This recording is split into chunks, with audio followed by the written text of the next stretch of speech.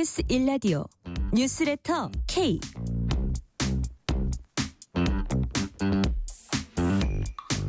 안녕하세요. 뉴스레터 K 진행하는 전종철입니다. 대선이 49일 앞으로 다가온 가운데 민주당과 국민의힘이 오늘 대선 경선 후보 등록을 마감했습니다. 민주당은 이재명 전 대표, 김동연 경기지사, 김경수 전 경남지사 3명이 출마했습니다. 국민의힘은 김문수 전 장관, 홍준표 전 시장, 한동훈 전 대표, 나경원 의원, 안철수 의원, 이철우 경북지사, 유정복 인천시장, 양향자 전 의원 8명이 출사표를 던졌습니다. 민주당에선 경선 룰 잡음이, 국민의힘에선 빅텐트 구성이 변수가 될 전망입니다. 본격적인 경선 모드에 돌입한 여야 각 당 상황, 정치 토크 코너에서 면밀히 분석합니다. 트럼프 대통령이 각국에 대한 상호 관세 부과를 90일간 유예하면서도 중국에 대한 관세만은 대폭 올려서 글로벌 무역 전쟁이 미중 간 치킨 게임 양상을 띠고 있습니다. 이런 가운데 트럼프 미국 대통령이 자동차 부품에 대한 일시적인 관세 면제를 시사했습니다. 강준영 한국외대 국제지역대학원 교수와 함께 미중 관세 전쟁 양상과 그 파장 짚어보겠습니다. 청취율 조사 기간입니다. 02로 시작되는 전화가 오면은 뉴스레터 K라고 대답해 주시면 감사하겠습니다. 방송 중 사연 보내주시면은 추첨을 통해서 치킨 교환권 보내드릴 테니까요. 많은 참여 부탁드립니다. 문자 샵 9730, 짧은 문자 50원, 긴 문자는 100원, 어플리케이션 콩으로 보내시면 무료입니다. 유튜브 KBS 1라디오 계정 채팅으로도 얘기 나누실 수 있습니다. 문자 보내주시면 추첨을 통해서 커피 쿠폰 보내드릴 테니까요. 많이 참여해 주세요. 뉴스레터 K 지금부터 시작합니다.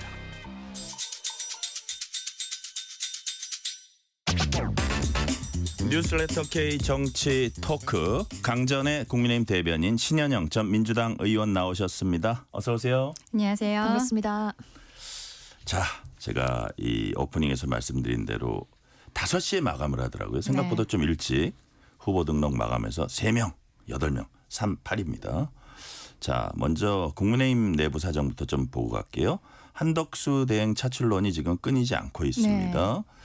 국민의힘 박수영 의원은 당내 54명, 딱 절반이네요. 네. 당내 54명 의원이 한덕수 대행 차출에 동의했다면서 한대행 출마를 계속 요구하는 그런 모양새를 보이고 있는데, 자, 요 질문을 몇 개 드릴게요. 강전의 대변인님. 네. 왜 한덕수 대행 차출론이 이렇게 자꾸 부상을 합니까? 일단은 지금 기존의 국민의힘 후보, 대권 후보들 몇 분은 이번에 아예 출마를 안 하겠다라고 선언하시기도 했는데요. 네. 그분들께서 지금 우리 국민의힘이 보여드려야 되는 쇄신의 모습, 이런 것들이 조금 부족해 보이는 것이 아닌가라고 생각하는 좀 자성의 목소리도 있는 것으로 보입니다. 네네. 결과적으로 근데 지난번 윤석열 전 대통령 같은 경우에도 검찰총장이었는데 갑작스럽게 저희가 인재영입 형태로 이렇게 대권 후보가 되었고, 그때 이제 경선 과정에 들어오긴 했습니다만, 네네. 그리고 지금 대통령까지 되었었는데, 저희 당 입장에서는 좀 조심스러운 부분이 있어요. 자꾸 왜 밖에서 사람들을 데려오는가. 근데 그만큼 지금 당내에서의 분위기라는 것이 조금 달라져야 된다. 특히 대통령이 탄핵을 당해서 파면이 되었고, 그래서 조기 대선이 이루어지는 과정이기 때문에 다른 모습 보여줘야 되는 것이 아닌가, 이러한 이야기들이 있기 때문에, 특히 한덕수 권한대행에 대해서는 조금 더 구체적으로 이야기하게 되겠지만 여러 가지 의미가 있는 분이어서 더 이러한 목소리들의 힘이 들어가는 것이 아닌가라고 생각합니다. 자, 민주당의 시각은 좀 다를 것 같은데 신현영 의원님 어떻게 보십니까? 우선은 지금 54명이 뭔가 연판장을 돌렸다고 하는데 지도부는 빠졌다고 해요. 그러면은 108명의 의원 중에서 지도부 빠지고 과반입니다. 많은 의원들이 지금 내부에서의 후보로서는 적당한 사람이 없다라는 판단을 한 게 아닌가 싶기는 한데요. 실제로는 그분들이 다 만약에 한덕수 총리가 나온다고 해가지고 다 지지하고 캠프로 가는 건 또 다른 얘기라고 하더라고요. 그냥 차출만 하자라는 메시지라고 하고 우선은 좀 선을 긋는 것 같긴 한데, 그만큼 지금 이재명 후보에 대한 대항마가 없다. 게 지금 명확한 팩트이고요. 뭐든지 이게 선거가 되면은 구도와 정책, 인물 이런 부분에 있어서 선거판을 이제 기획을 하게 되는데 네. 정권 교체를 하겠다라는 많은 국민들의 열망이 있는 상황에서 사실은 국민의힘은 구도적으로도 불리하고 지금 보면은 경선 후보들 사이에서도 이제 네거티브가 이제 난망할 거거든요.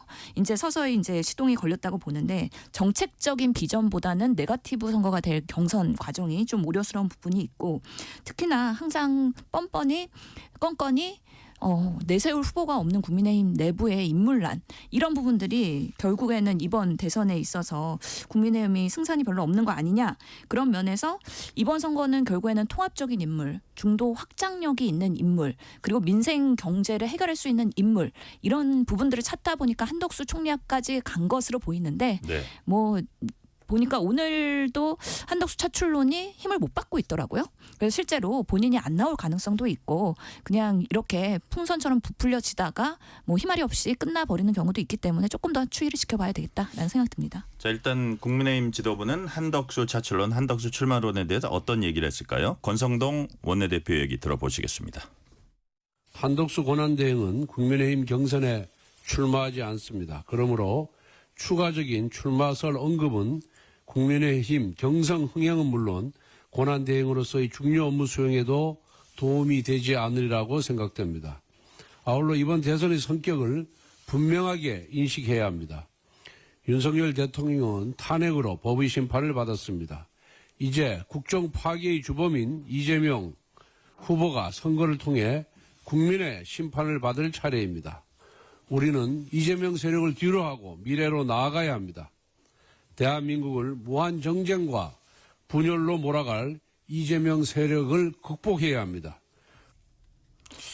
자, 강전희 대변인. 네. 권성동 원내대표 얘기 들어보면 한덕수 출마설은 국민의힘 경선 흥행에도 도움이 안 되고 권한대행의 업무 수행에도 도움이 안 된다. 그렇죠. 무슨 얘기를 하고 싶은 건가요? 지금 일단은 권성동 리스크가 원내대표가. 너무 큰 거예요. 만약에 한덕수 권한대행이 본인이 출마하겠다, 경선에 참여하겠다 이러한 식의 그 의견을 표시하지 않은 상황에서 지금 좀 애매한 상황으로 흘러가고 있거든요. 그러면 지금 경선에 참여하겠다라고 선언한 국민의힘 대권 후보들 같은 경우에는 내가 뭐 돈과 시간과 비용 여러 가지 모든 것을 다 던져서 내가 후보가 된다라고 해도 네. 그 다음에 어차피 여기에 아무런 관여를 하지 않았던 한덕수 권한대행에게 이것을 헌납하는 것이 아닌가 이런 생각이 개인적으로 들 수밖에 없는 것이죠. 그래서 개인적인 인터뷰들을 하면은 조금은 날선 목소리들이 나오는 게 바로 그런 이유라고 생각을 합니다. 권성동 원내대표가 오늘 한덕수 차출론에 대해서 명확하게 선을 긋는 이런 이야기를 한 것이 오늘까지가 후보 등록 마감일이기 때문에 이제 뭐 실제로 경선에 들어오지 않는 사람이고 이런 식으로 우리 경선에 있어서의 흥행을 좀 저조하게 만드는 부분들 이런 것들이 있는데 만약에 그리고 나중에 다시 뭐 후보로 들어온다면 모르겠습니다만 안 한다라고 했을 때 저희 입장에서는 정말 이도저도 아닌 상황들이 이어질 수밖에 없는 거거든요. 네. 그러면 지금 저희가 뭐 정책적으로 준비하는 것들도 있지만 당에서 좀 전당대회 과정에 있어서는 어떻게 보면은 당원들이 지금 굉장히 침울해져 계신 상황이란 말이에요. 윤석열 대통령의 파면으로 인해서 조기 대선이 이루어지는 것이기 때문에 여러 가지로 힘든 상황에서 당 내에서도 힘을 얻지 못하고 그리고 중도 확장적인 부분에 있어서도 왜 다른 사람만 바라보고 있는 것인가 이렇게 또 부정적으로 보시는 분들이 있어서 지금 오늘 경선 후보 마감일이기 때문에 이렇게 딱 선을 긋는 그 말이 나온 것이 아닌가라고 생각합니다. 네, 신현영 의원님 말씀은 녹취 하나 들어보고 저 여쭤볼게요. 비슷한 얘기이기 때문에 국민의힘 경선 주자들도 당내 한덕수 차출론을 예민하게 바라보고 있습니다. 김문수 전 장관 얘기 들어보시겠습니다. 상대 후보를 먹는 거 하고 이러면 그런 말이 안 나오지 않겠습니까? 그러니까 좀 답답하니까 뭐 한덕수 권한대행까지도 차출해야 안 되느냐 이런 이야기가 나오는데 최종적인 판단은 한덕수 권한대행 본인이 판단할 문제라고 생각합니다. 그런데 이제 우리가 경선하는 사람들 입장에서 볼 때는 조금 맥이 빠지는 것도 사실이죠.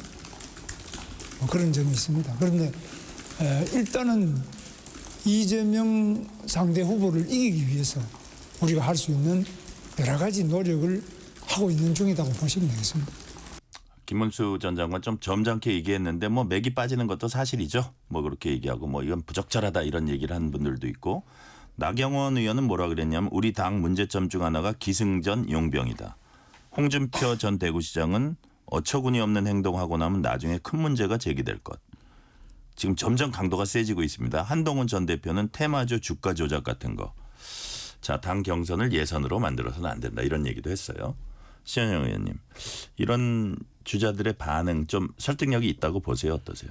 실제로 후보들 입장에서는 기탁금 내면서 지금 도전하는데 짧은 기간 동안에 조명을 확 받아야 되거든요. 네. 선 후보들이 주인공이 돼야 되는데 지금 한덕수 차출론 때문에 후보들이 여러 행보들이 조명을 못 받고 있어요. 그러니까 얼마나 본인 입장에서는 대놓고 얘기는 못하지만 얼마나 짜증나겠어요. 그런 부분들이 이렇게 워딩으로 나오는 건데 네. 홍준표 후보 같은 경우에는 더 강하게 얘기했어요. 이거는 철딱선이 없는 중진이 설치는 3.6 기획이라까지 얘기했거든요. 그렇기 때문에 매우 불편한 신기를 내보인 거고 그런데 뒤에서 보이지 않는 손이 지금 한덕수 차출론을 계속 띄우고 있는 거잖아요.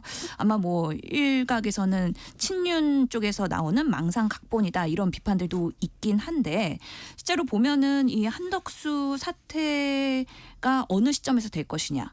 그리고 경선 중에 후보자들이 TV 토론에서 만약에 빅텐트 친다고 하면 단일화할 것이냐 이런 약속을 받아내면서 경선 후보자가 한 명으로 추려지는 타이밍에 어느 정도 확장성 있게 다시 단일화에 대한 그런 시동을 걸 것이다라는 게 또 스토리로 또 나오기도 하더라고요. 그래서 어떻게 될지 모르겠지만 네.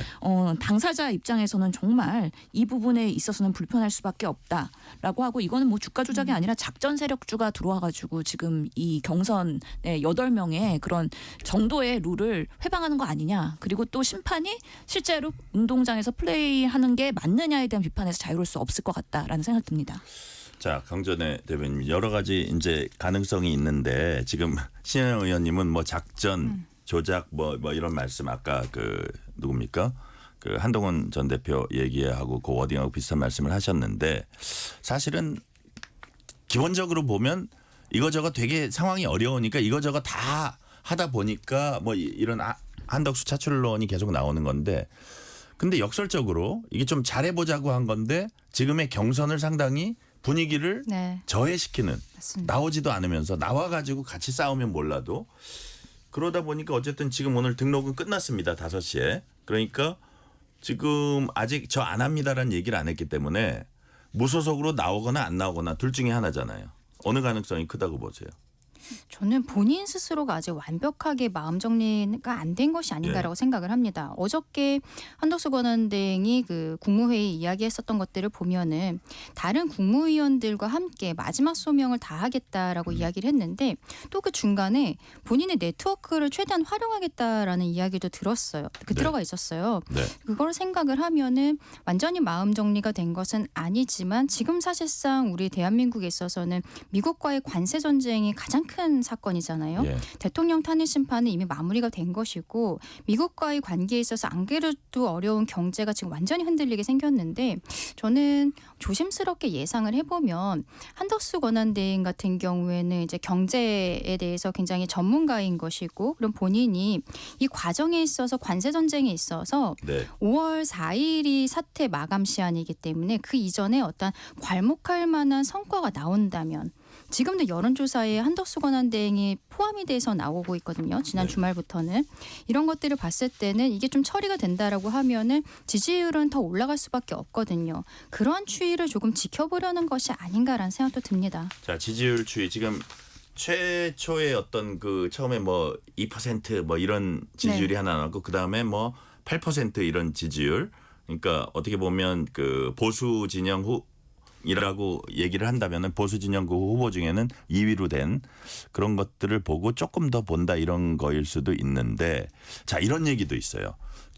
그 정치권 일각에선 뭐 예를 들어서 뭐 고건 아주 고위 공직자를 한 뭐 반기문 뭐 이런 분들 여러 가지 예를 봐서 그렇게 오랜 세월 고위 공직자 한 사람이 정치권에 와서 상대 당에 여기서 말하는 상대 당은 이 경우에는 이제 민주당일 겁니다. 네. 집중포화를 버텨낼 수 있을지 하면서 그것이 어떤 그 국민의힘이라는 큰 정당 안에서 우산 속에서 이 싸우는 거하고 혼자 나가가지고 뭐 나중에 빅텐트를 치든 그건 그 다음 일이잖아요. 그래서 그 부분이 과연 어떻게 잘 될까 이러고 갸우뚱하는 분들도 있어요. 신현영 의원님. 실제로 한덕수 총리가 50년의 공직 생활을 하면서 굳이 내가 이번에 대선판에서 특히나 지금 정권 교체 열망이 높은 상황에서 후보로 뛰어가지고 좋은 뭔가 성과를 낼 수 있을 것이냐 했을 때 매우 회의적인 사실 객관적인 판단을 하고 있을 거란 말이죠. 네. 그럼에도 불구하고 내가 보수 진영의 후보가 되려면 어느 정도 보수에서는 나한테 꽃가마를 태워줘야 나도 한번 검토해보지. 뭐 경선에서 같이 참여하거나 아니면 1위 후보로 확정도 안 되는 그런 보장이 안 되는 데서 굳이 참여해서 괜히 반기문 후보처럼 그렇게 안함만 못한 결과를 초래하지 않을까에 대한 고민을 분명히 지금 하고 있을 거라고 생각을 합니다. 그리고 또 한간에서는 가족이 반대한다고 해요. 그리고 본인이 연령이 있으시잖아요. 그러다 보니까 우리 정치도 점점 세대 교체와 젊어질 필요가 있는 부분에 있어서 이렇게 노회한 정치인이 나와서 대통령 선거에 도전한다? 이것이 결국에는 대한민국의 정치를 좀 후퇴하는 거 아니냐? 이런 비판을 감수하면서까지 나와야 되는 건데 그렇기 때문에 지금 생각보다는 그래도 지지율이 올라가서 지금 보수에서는 2등 정도가 나오고 있는 거긴 한데 네. 분명히 이제 트럼프 통화할 때부터 주변에 도와주는 분들이 중앙일보 통해서 통화에서 뭐 출마를 할 것이냐 뭐 이런 부분에 있어서 흘렸다고 생각이 되는 부분이 있어요. 계속해서 성과를 내면서 지지율이 올라가면 나도 한번 생각해 볼 수는 있다라는 가능성을 지금 배제하지 않았다. 그래서 박근혜 대통령 그 탄핵 이후에 황교안 권한대행은 나 출마 안 하겠다고 명확하게 선을 그었잖아요. 네. 근데 지금으로서는 본인은 이 추이를 관망하면서 적절한 타이밍에 나올 수도 있다는 가능성을 아예 접지는 않은 것 같습니다.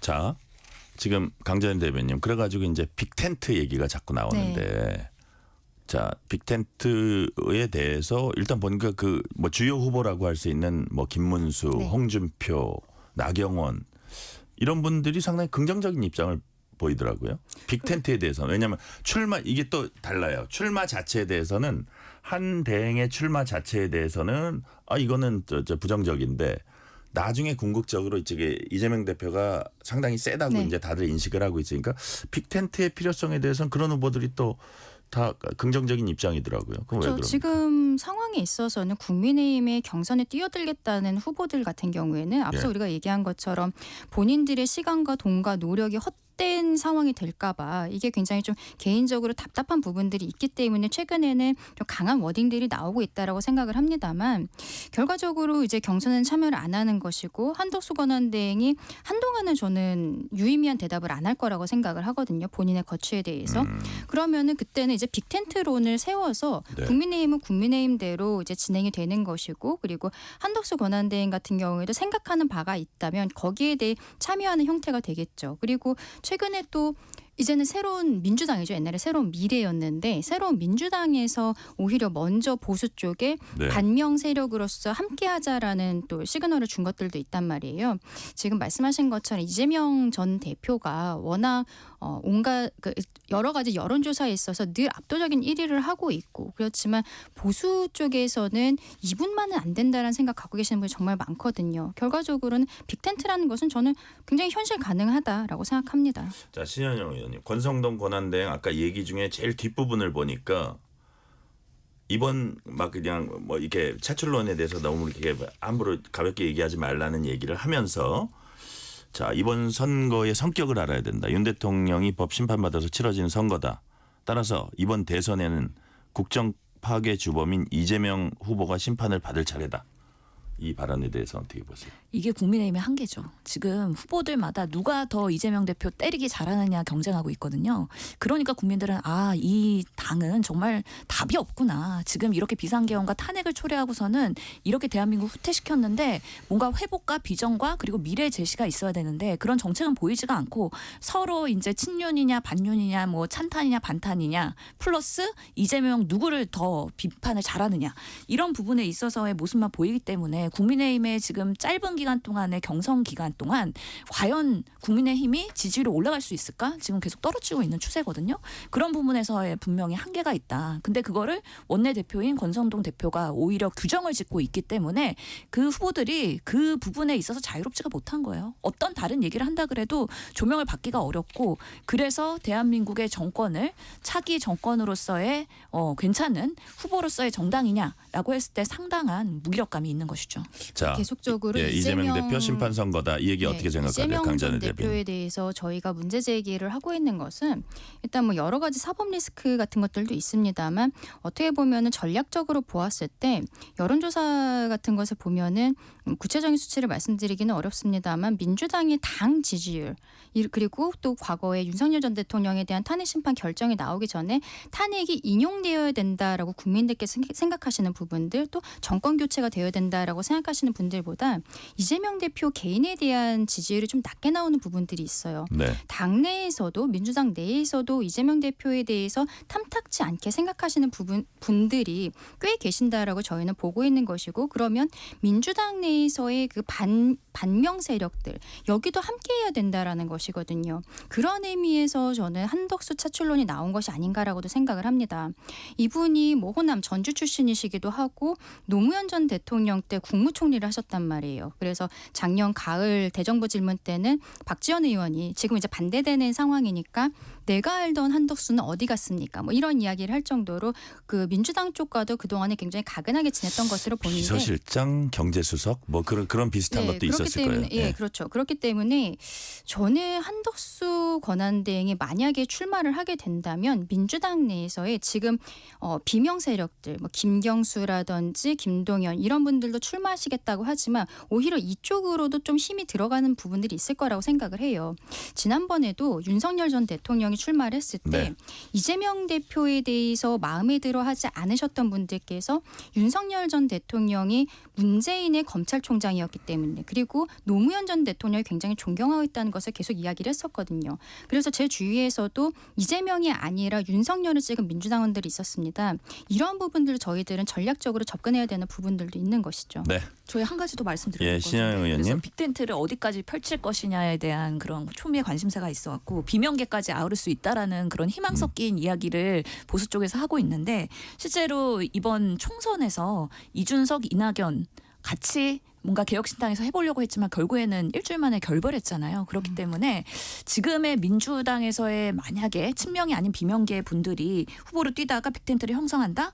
그래서 김두관, 김부겸 뭐 아니면은 김경수, 김동연까지 얘기를 한다 그러면 이분들은 본인들의 상당한 기분 나쁨과 자존심을 훼손시키는 발언이라고 생각할 거예요. 결국에는 민주당 내에서 어떻게 되든 간에 이번에 후보가 안 되더라도 정치를 계속해야 되는 분들인데 그런 부분에 있어서 마치 보수와 이렇게 합종 연행을 한다. 그거는 본인들의 자존심에서 허락하지 않을 것이다. 그래서 그런 기대는 하지 않는 게 처음부터 좋다라고 말씀드리고 싶습니다. 제가 조금 전에 언급했던 한덕수 권한대행의 2%대 지지율은 한국갤럽이 지난 8일부터 10일 전국 유권자 1,005명 대상으로 전화 조사원 인터뷰 방식으로 진행한 자체 조사 결과입니다. 그리고 8%대 지지율은 리얼미터가 에너지 경제신문 의뢰로 지난 9일부터 11일까지 전국 18세 이상 유권자 1,506명 대상으로 무선 자동 응답 방식으로 조사한 결과입니다. 두 조사 모두 자세한 내용은 중앙선거 여론조사심의 홈페이지 참조하시면 됩니다.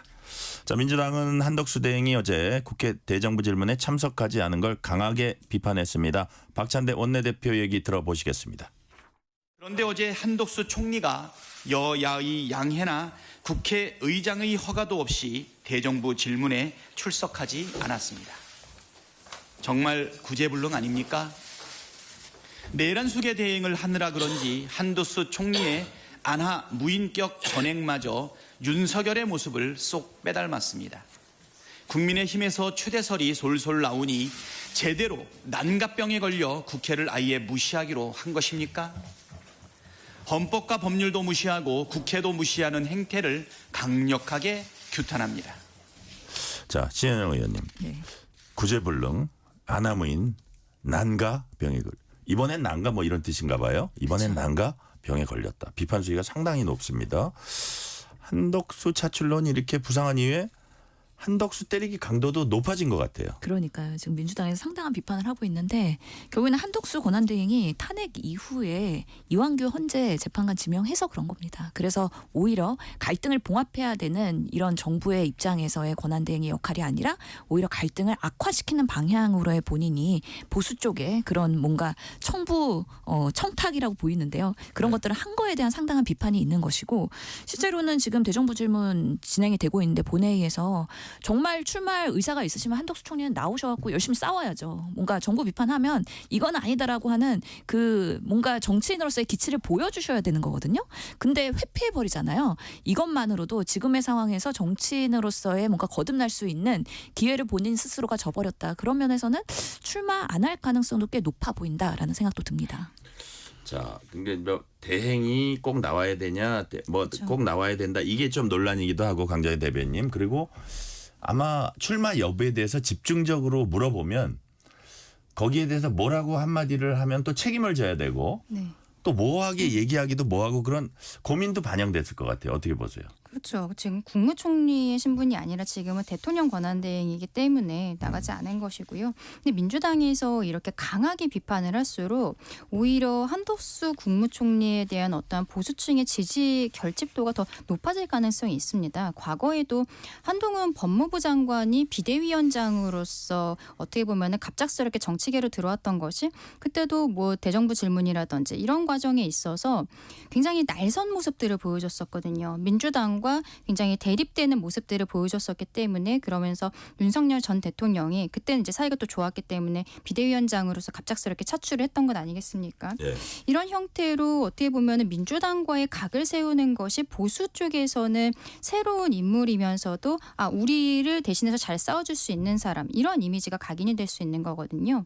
앞서 제가 말씀드렸던 작년 가을에 대정부 질문 그때가 이제 한덕수 국무총리가 굉장히 날선 말들을 해서 과거에 어떤 점잖았던 한덕수와는 좀 다른 모습이다라고 보여줬었던 것들이 있었는데 오늘은 이제 아예 출석을 안 한 상황에서 이렇게 계속적으로 민주당이 문제 제기하는 것은 오히려 한덕수를 키워주고 있다. 그리고 민주당이 재탄핵 지금 못하고 있잖아요. 재탄핵을 못하는 것도 굳이 한덕수를 다시 직무배제를 시키고 이제 출마할 수 있는 이런 길을 깔아주지는 않겠다라고 하는 그 의도가 있는 것으로 저는 생각을 하는데 민주당에서 지금 이 부분에 있어서 한덕수 권한대행에 대해서 어떤 스탠스를 취해야 될지 좀 고민이 깊을 것 같습니다. 자, 신현영 의원님, 오늘 국회에서 이제 한덕수 권한대행이 지명한 이완규, 함상훈 헌법재판관 후보자 지명 철회 촉구 결의안이 이제 통과를 했습니다. 국민의힘 이제 불참했는데 최근에는 한덕수 대행에 대한 형사 고발을 했든지 뭐 하기로 했든지 어떤 형사 고발 그 부분도 있고요.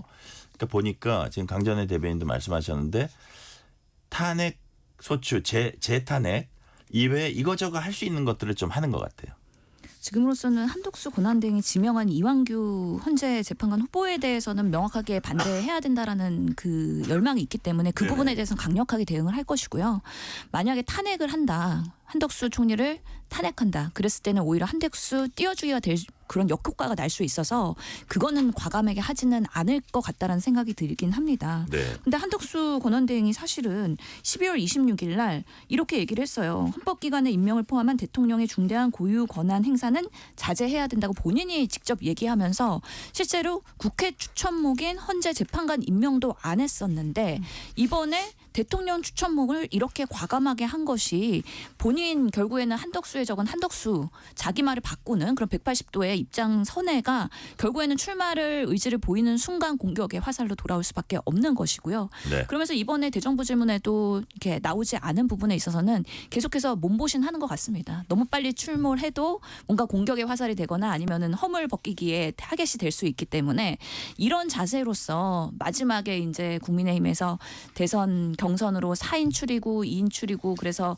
뭐 결선을 할지 모르겠는데 그런 상황에서 빅텐트로 가는 것이 어떻게 보면 치졸한 부분이 있을 수 있다라는 부분에 있어서 빨리 정리할 거면 정리하시고 아니면 출마하실 거면 확실하게 입장 밝히시고 그런 부분에 있어서 국민의 답답한 부분을 좀 네. 시원시원하게 해결해 줄 필요가 있다. 저는 대정부 질문 나오셔가지고요. 오히려 윤석열 대통령과 반대로 그런 행보를 하시면 좋을 것 같거든요. 통합의 메시지. 그리고 민주당이 잘하는 부분. 그리고 국민의힘이 잘하는 부분. 이런 부분에 있어서 중립적인 시각에서의 정말 내가 대한민국을 이끌 지도자라는 그런 신뢰를 쌓을 수도 있는 좋은 기회이지 않았나라는 생각이 들어서 좀 아쉬운 부분이 있습니다. 자, 강전희 대변인. 네. 오늘 오전에 이제 헌법재판소가 평의를 열고 한덕수 권한대행 헌법재판관 후보자 지명이 위헌인지 여부 이거 이제 논의하는 그런 회의를 열었는데 잘하면 문영배 이미선 재판관 퇴임하는 18일 이전에 그 결정이 나올 수도 있다고 해요. 네. 자, 인용 기각 우리 전망하는 거 너무 많이 했었는데 어떻게 뭐 어떤 가능성이 더 크다고 보세요? 이게 근데 이미 두 분의 재판관이 이번 주 금요일에 퇴임을 하시기 때문에 네. 일주일 전부터는 보통 거의 업무를 안 하죠. 거의 출근을 하지 않는다라는 것이 알려져 있는 상황이거든요. 그리고 가처분이라는 것이 어차피 같은 헌법재판소 재판관들이 가처분에 대해서도 보고 그리고 본안에 대해서도 보게 되기 때문에 네. 저는 지금 이 상황에 있어서는 가처분 결정이 빨리 나올 것인가 그 좀 의문이 있습니다. 그리고 그래요? 이거를 신청한 사람이 뭐 김모 변호사 그리고 어떤 변호사 단체 이런 데들이 헌법소원을 제기를 한 게 있어요. 예. 그거는 헌법과 법률에 의해서 임명된 법관에게 재판을 받을 권리를 침해당했습니다라고 지금 주장을 하고 있는 거거든요. 그런데 이게 지금 헌법이나 법률에 있어서 권한대행의 권한이 뭐 대통령이 직접 지명할 수 있는 뭐까지 그럼 거기까지 아닌 것인가? 오히려 지난번 권한쟁의 심판 결정에 있어서 국회 선출 몫에 대해서 대통령 권한대행이 임명할 수 있다라고 결정을 해줬기 때문에 기본적인 임명권이 있다라고 저는 해석되는 게 아닌가라고 봐요. 그리고 다시 헌법소원 사건으로 돌아와 보면은 이 청구하신 분들의 청구 내용이 좀 애매하단 말이죠. 네. 근데 헌법소원은 자기 관련성이 직접적으로 있어야 됩니다. 근데 이분들이 변호사 단체라고 해도 자기 관련성이 있다라고 보기 좀 어려운 부분들이 있어요. 그래서 저는 가처분은 아예 결정이 나오지 않을 것 같고 본안에서 그냥 뭐 각하가 된다라든지 이런 형태가 되지 않을까라고 생각을 합니다. 그리고 조금 아까 우리 그 의원님 말씀 주신 것 중에서 12월 26일에 한덕수 권한대행이 그때는 여야가 좀 합의를 해 주십시오. 그러면서 그때 국회 선출 몫에 대해서도 임명하지 않았던 거 있잖아요. 네. 이거는 말씀드린 국회에서의 그 국회의 선출권이 침해되었다라는 헌법재판소 결정이 나오기 이전인 거예요. 권한대행에게 국회 선출목도 임명권이 있는지조차 그때는 좀 애매한 부분이 있었던 거고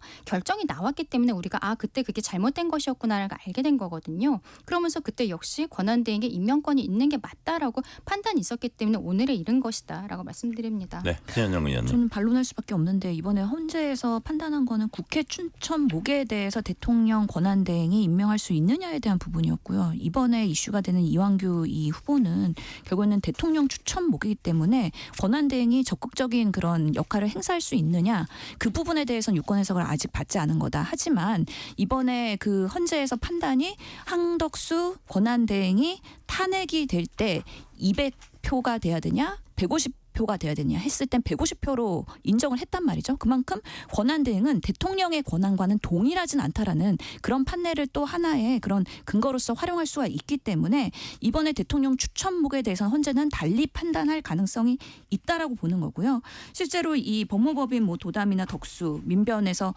이 헌법소원 한 것에 부분은 관련해갖고 청구인 당사자들이 지금 헌재에서의 심판을 받고 있기 때문에 당사자들의 권리가 침해되는 부분이 분명히 있다라고 한 거여서 국회가 신청하는 권한쟁의랑은 다른 차원의 문제라고 생각이 들고 특히나 헌법의 21조 1항에 보면은 모든 국민은 헌법과 법률이 정한 법관에 의해 법률의 재판을 받을 권리를 가진다 해서 네. 이 이완규라는 그런 정치적으로 편향된 부분이 이 대통령 권한 대행한테 추천된 것이 정당하지 않다라고 판단될 가능성이 있기 때문에 저는 인용될 가능성 충분히 있다라고 생각을 합니다.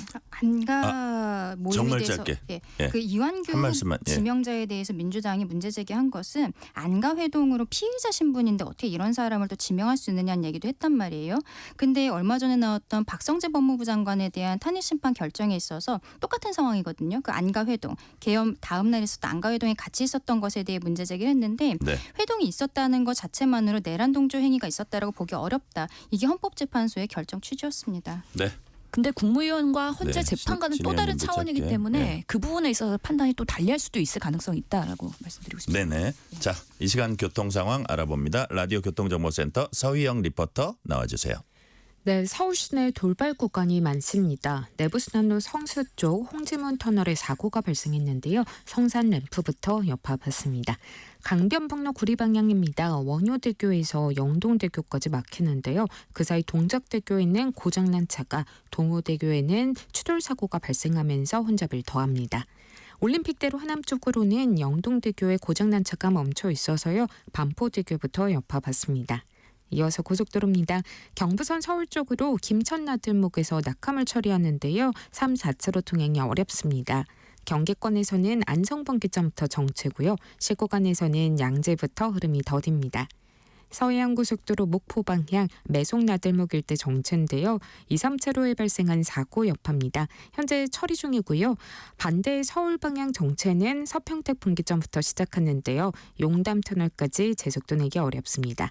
또 통영 대전고속도로 통영 쪽 추보 부근 2차로에 사고 나서 주의하셔야겠습니다. KBS 교통정보센터였습니다. 퇴근길 당신과 함께 읽는 세상 이야기 KBS 1라디오 뉴스레터 K.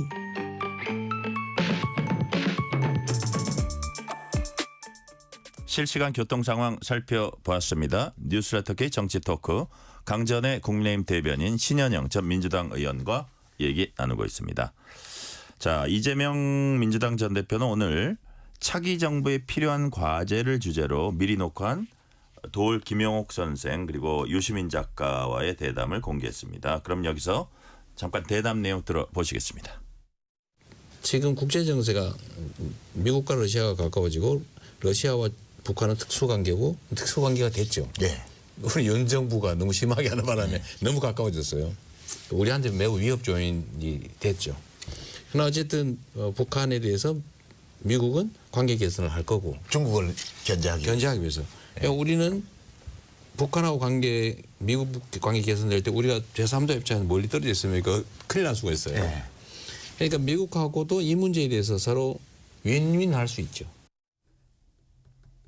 자, 지금 미국하고도 이 문제에 대해서 서로 윈윈하고 있다 이렇게 얘기하면서 뭐 유시민 작가가 잠시 말을 섰고 윤석열 정부가 너무 심하게 해서 북한과 러시아가 가까워졌다. 신현영 의원님 동의하십니까? 윤 정권 들어오고 나서 뭐 서해 피살 공무원 사건도 있었고 그것을 다시 전 정권 탄압으로 이슈화하는 계기도 됐고 특히 뭐 오물풍선 타격에 대한 부분 이러면서 사실 남북 간의 관계가 많이 긴장이 고조된 부분에 있어서의 그런 얘기를 하는 것으로 보이고요. 특히 뭐 이번에 우크라이나 전쟁 때 러북이 워낙에 뭐 군사 파견하면서 특수관계가 된 부분에 대한 설명 그리고 이 도올 김용옥과 사실 노무현 재단에서 하는 그 유시민 작가와의 대담인데요. 실용 외교해야 된다는 얘기하면서 지금 트럼프의 관세 협박 여러 가지 챌린지가 되고 있는데 한미일이 잘 연합해서 이 부분에 있어서 현명하게 대응하면서도 중국과의 관계도 실용적으로 잘 회복해야 된다라는 취지에서 나온 이야기입니다. 네, 그 취지는 이제 이해가 되는데 강전희 대변인 근데 네. 북한과 러시아가 가까워진 거는 사실 전쟁을 계기로 그렇죠. 급속하게 가까워진 거고 그러다 보니까 중국하고도 사실 소원해진 건데 이런 구도는 어떻게 해석을 하세요? 앞서 이야기한 내용은 러시아 우크라이나 전쟁 때문에 있었던 일들에 대한 이야기거든요. 미국과 러시아 가까워지고 러시아와 북한의 특수관계다. 이런 거는 우리와는 사실상 별개인 그 러시아 우크라이나 전쟁으로 인한 것인데 이게 왜 윤 정부가 너무 심하게 하는 바람에 가까워졌다라고 이야기하는 것인지 맥락을 전혀 이해를 못하겠고요. 그러면서도 지금 이재명 대표가 뭐라고 얘기하냐면 우리가 제3자 입장에서 멀리 떨어져 있으면 큰일 날 수가 있어요.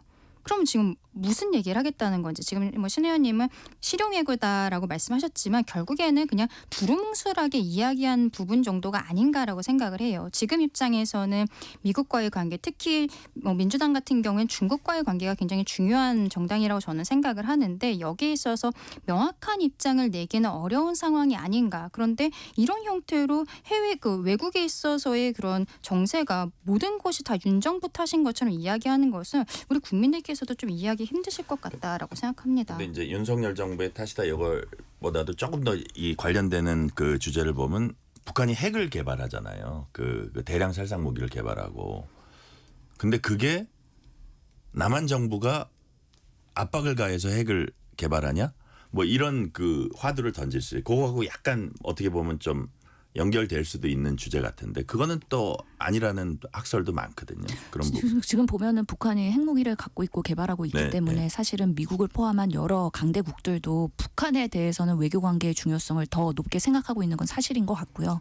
특히나 트럼프가 다시 재당선되면서 이제 김정은과의 관계를 어떻게 가져갈 거냐에 대한 수많은 예측들이 있는데 예. 결국에는 미국이 북한과 같이 교류를 하는 데 있어서의 남한을 패싱하고서는 그 둘이 뭔가 성과를 내는 방향으로 갈 거 아니냐. 것이냐 이럴 때 대한민국이 어떤 역할을 할 것이냐 이거는 외교에서 되게 중요한 역할이거든요. 그렇기 때문에 우리가 미국과의 관계 그리고 북한과의 관계도 계속해서 유지해 가면서 이 3자 관계를 유지하고 동맹을 유지하는 게 매우 중요하다라는 면에서의 차원에서의 우려라고 생각이 들고 그런 면에서 남한과 북한이 너무 서로를 이렇게 긴장 관계로 가져가는 거에 대해서 조금 더 회복하는 민주당의 역할이 필요하다라는 얘기를 한 것으로 이해합니다. 네. 자, 그 다음 주제로 넘어가 볼게요. 민주당 경선 룰이 당원 투표 50%, 국민 여론조사 50% 적용하는 국민 참여 경선으로 확정됐습니다. 자, 앞으로 약 2주에 걸쳐서 4차례 지역 순회 경선까지는 최종 후보 27일 선출합니다. 사실 이 확정 과정에서 약간 진통이 있었는데 예를 들어서 뭐 국민 뭐 선거인단 뭐 이런 것들이 없어지면서 그게 여론조사로 어떻게 보면 대체되고 그게 어떤 당원 주권주의 이런 흐름을 반영한다 이런 것인데 한편으로 강전현 대변인 네. 좀 어떻게 보면 이재명 대표 맞춤형이다. 어차피 압승을 하는 이재명 대표인데 거기에 더 돌을 깔아줬다. 승부에는 사실 별로 지장이 없을 것 같은데 다른 그렇죠. 후보들 들으시면 어쩔지 몰라도 맞아요. 그런 지적도 나와요. 그러니까 다른 후보들께는 죄송하지만 지금 어떤 룰을 적용하든지 간에 이재명 대표가 압도적으로 당선될 것이라는 것은 뭐 자명해 보이는 상황이고요. 네. 그럼에도 불구하고 다른 후보들이 이렇게 반발할 것을 예상하면서도 이렇게 룰을 바꾼 것은 많은 분들이 예상을 하고 계시는 것처럼 지난 대선 경선 과정에 있어서 3차 경선 때 이낙연 후보가 갑작스럽게 60% 이상의 득표를 했었단 말이죠. 그래서 그때 이재명 대표가 이번에는 정말로 리스크를 줄여야겠다라는 생각을 가지고 있기 때문에 이런 형태로 뭐 이재명 대표가 저는 그렇게 하라고 바꾸라고 했다라기보다는 뭐 선관위라든지 그리고 지도부에서 이런 좀 공감대가 있었던 것이 아닌가. 이재명 대통령 만들기의 예, 어떤 맞습니다. 그 흐름에 하나가 되어야 된다는 생각에서 조금 더 오버한 것이 아닌가라고 생각하고요. 근데 이런 형태로 룰이 생겼다라는 것은 앞으로 경선에서의 토론이라든지 이런 게 있을 수 있잖아요. 그러면 네거티브적인 부분들에 대해서는 질문조차 할 수 없는 토론이 이루어지게 되지는 않을까. 과거에 이낙연 전 대표가 후보로서 당시 이재명 후보에 대해서 대장동이라든지 이런 문제들 제기했던 게 지금까지 이재명 대표에겐 너무 크게 그 가장 큰 사법 리스크, 가장 큰 리스크란 말이죠. 네. 이런 것들이 있기 때문에 이 5대5 룰을 바꿨다는 것은 앞으로 경선 과정에 있어서도 결국 이재명 대표에 대해서 흠집내기를 줄이겠다라는 취지가 보이는 것으로 생각합니다. 네, 신현영 의원님. 그러니까 이게 4월 27일 우리가 국민의힘보다 또 빠르게 후보가 확정이 되거든요. 그러다 보니까 촉박한 경선 과정에서 어떻게든 효율적으로 룰을 만들어야겠다고 하는 당 선관위의 판단이 있었던 것 같아요. 근데 아쉬운 것은 이런 잡음이 나오지 않도록 어떻게 보면은 약자에 대한 보호, 소수에 대한 존중 이런 것들을 사전에 좀 소통을 하면서 의견을 수렴했으면 좋을 것 같은데 이 각각의 캠프들도 나중에 발표되고 반발하잖아요. 그것보다는 사전에 뭔가 의견을 우리는 그러면 선거인단 모집을 100%로 하는 게 좋겠다. 아니면 뭐 몇 대 몇으로 하는 게 좋겠다. 이런 의견을 개진했다면 그런 것들이 검토가 됐을 텐데 그러지 않은 상황에서 당 선관위는 워낙에 이게 민주당도 당 조직이 크다 보니까 각자의 그냥 기능을 한 것이죠. 그러다 보니 이런 잡음이 나오는 거에 대해서는 좀 아쉽다는 생각이 들고 뭐 이번에 그 역선택 반지나 이런 부분에 있어서는 네. 사실은 영남권이나 이런 부분에 있어서는 오히려 그 정말 역선택할 가능성에 대해서 배제해야 된다는 의견들이 있어갖고 결정을 한 거기 때문에 나름 그래도 선관위는 중립을 가지고 한 거라고 생각을 하지만 아무래도 약소 후보인 경우에는 좀 이렇게 투정을 부릴 수가 있을 것 같다는 생각이 들고 특히나 그 김동연 지사 후보의 경우에는 처음에 출마 선언하면서 본인은 네거티브 안 하겠다. 라고 선언을 했어요. 그렇기 때문에 이 경선 과정에서 민주당에서는 서로를 헐뜯는 그런 트라우마를 이번에는 보이지는 않을 것 같다는 생각이 듭니다. 네. 자, 국민의힘으로 넘어올게요. 자, 4명으로 후보가 8명에서 이제 일단은 4명이 됩니다. 1차 경선은 오는 22일 발표합니다. 자, 국민의힘 사정을 계속 취재하고 있는 강전현 대변인 그 4명은 누굽니까? 저는 뭐 당직자이기 때문에 말씀드릴 수도 없을 뿐만 아니라 예. 지금은 정말 그 혼돈의 카오스 이 상황인 것 같아요. 왜냐하면은 사실상 나경원 의원이 대선에 출마할 것이라고 생각했던 분들이 많지가 않고 그리고 가장 컸던 거는 오세훈 서울시장이 불출마 선언을 한 것 그리고 유승민 전 의원 같은 경우에도 여론조사에 계속 랭크가 되던 분인데 네. 경선 룰에 대해서 문제 제기를 하시면서 대선 불출마는 아니고 경선에 참여하지 않겠다라고 지금 이야기를 하신 상황이거든요. 그러면은 저희 입장에서는 그동안에 집어왔었던 네 분과 지금의 형태는 조금 달라질 수도 있겠다라고 조심스럽게 생각을 해봅니다. 네. 신현영 의원님이 좀 자유롭게 말씀하실 수 있을 것 같아요. 1차 통과자. 그렇죠. 저는 이해관계가 전혀 없기 때문에 우선은 8명 중에서 4명으로 추리는 거잖아요. 원래는 오세훈 후보가 출마를 한다고 하면 네. 김문수, 홍준표, 오세훈, 한동훈 이렇게 예측이 많이 됐었거든요. 예. 근데 지금 오세훈 후보의 그 빈자리를 누가 채울 것이냐가 사실 4등이 누가 될 거냐가 되게 관심사이고 그래서 지금 경선이 좀 흥미진진한 거 아닌가 싶은데요. 오늘 나경원 후보가 드럼통에 들어갔잖아요. 예. 이거는 무리수를 두더라도 내가 무조건 4명 안에는 들어야 되겠다라는 강력한 의지를 표명한 거로 보입니다. 그러면서 사람들이 나경원이 들어갈까 아니면 안철수 후보가 들어갈까 이런 얘기 많이 했는데 예. 지금 추이는 아무래도 언론에 조금 더 존재감을 보이고 그 뭐 보수의 그런 강렬한 지지층에 어필할 수 있는 사람이 들어가지 않을까라는 생각이 들어서 나경원 후보가 앞으로 행보가 좀 우세할 것 같다는 생각이 들고 안철수 후보 같은 경우는 지금 의료 대란이나 아니면 AI 강국 이런 거 얘기 나오고 추경에서 AI를 몇 조 원을 반영한다 이런 얘기 하는데 네. 아직까지는 정책적인 비전이나 이런 것들이 메시지가 크게 들리지가 않거든요. 그래서 이번에 조금 또 여전히 저조한 그런 모습들을 보이고 있어서 분발을 하셔야 된다라는 면에서 이 2명의 캠프들이 얼마나 열심히 하느냐가 또 뭔가 흔행에서의 좌우하는 부분이 분명히 있을 거다. 근데 이제 4명으로 추려진 다음에 2명으로 또는 1명으로 누가 추려질 것이냐 했을 때 네. 이게 3대1 구조가 될 수 있거든요. 예, 친윤이냐 반윤이냐. 그랬을 때 한동훈 후보만 남는다. 4명 중에서. 그랬을 땐 또 우위를 점할 수가 있어요. 근데 나머지 3명의 친윤 또는 찬탄파 후보들이 엄청나게 한동훈 후보를 공격할 거란 말이죠. 이때 서로가 트라우마를 상당히 받을 것 같아서 그런 부분에서 국민의힘이 이 전당대회를 얼마나 스무스하게 유지하느냐도 또 흥미진진할 거라고 생각합니다. 그러니까 한동훈 안철수가 4명 안에 같이 들어가는 거하고 한동훈 전 대표만 들어가는 거하고 마지막에 2명 뽑고 1명 뽑을 때 그것이 또 달라진다 이런 뜻 같아요. 상황이 달라질 수 있을 것 같아요. 그래서 한동훈 후보 혼자 남으면 3대1로 엄청나게 공격받을 것 같고요. 안철수 후보와 같이 그래도 2명으로 포함이 되어 있으면 나머지 2명이 그렇게 대놓고서 공격하기에는 좀 그래도 동력이 떨어지지 않을까.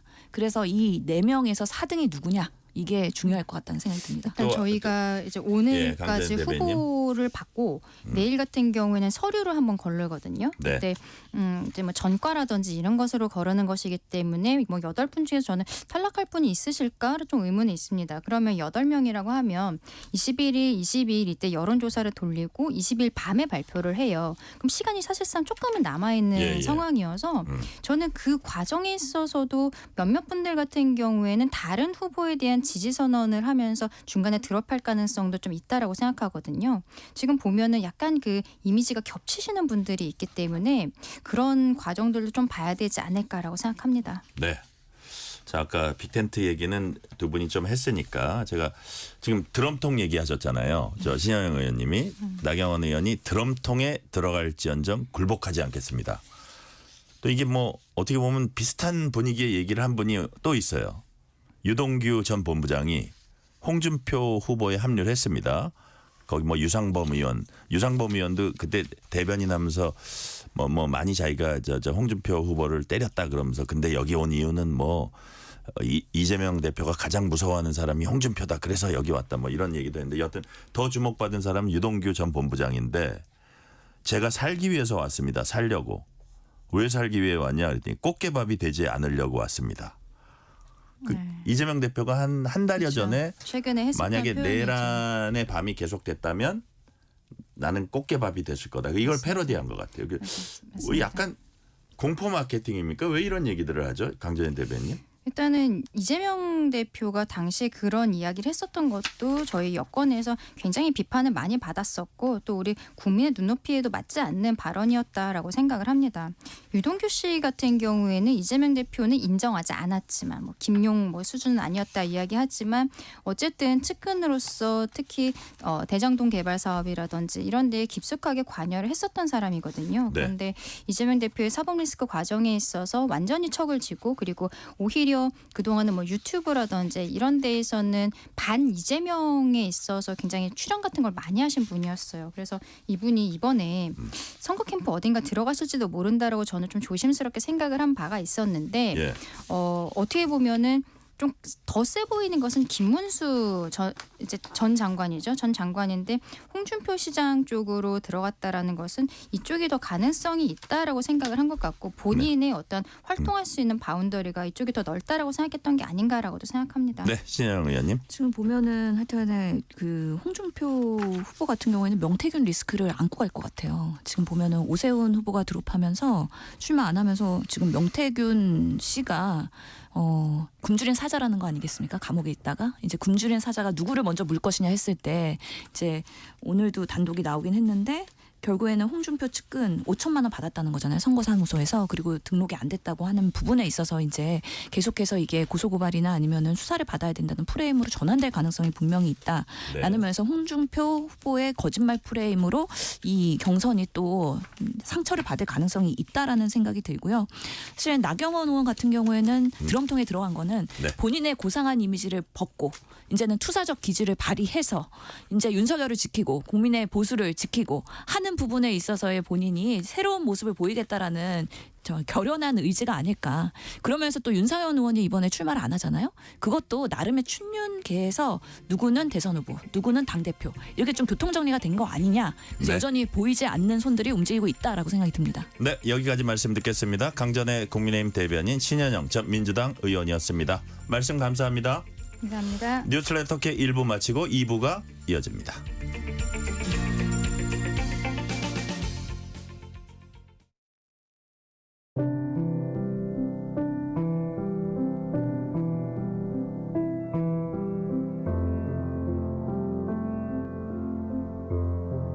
KBS 라디오 연중기획 희망충전 대한민국 634번째 이야기.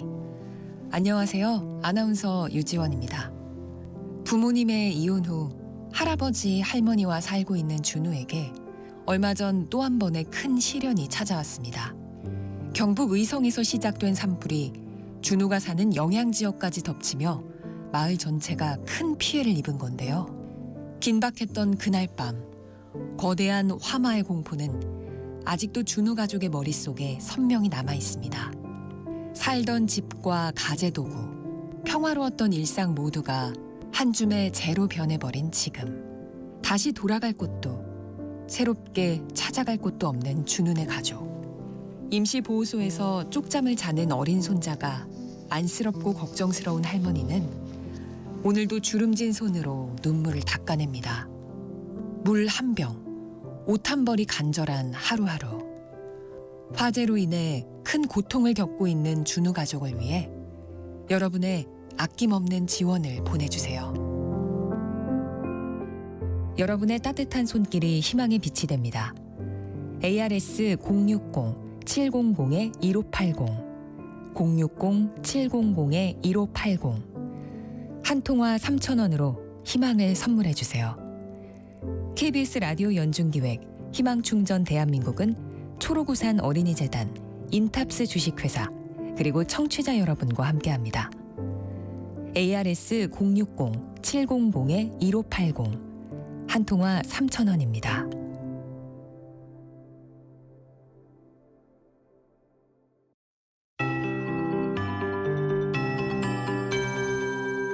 KBS 58분 날씨.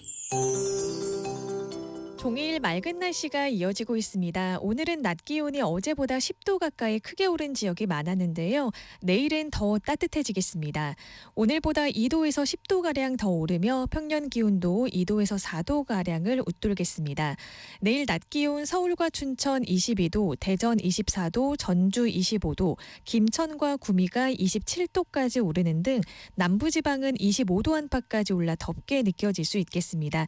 낮 동안에는 오늘보다 옷차림을 가볍게 하셔도 좋겠는데요. 다만 낮과 밤의 기온차가 15도 이상 크게 벌어져 아침 공기는 쌀쌀하겠습니다. 내일 아침 기온 서울과 대전 6도, 춘천 4도, 대구 5도로 오늘 아침보다는 조금 높겠습니다. 내일 새벽부터 아침 사이 전국 내륙을 중심으로는 서리가 내리는 곳이 있어서 농작물 관리에 유의하시기 바랍니다.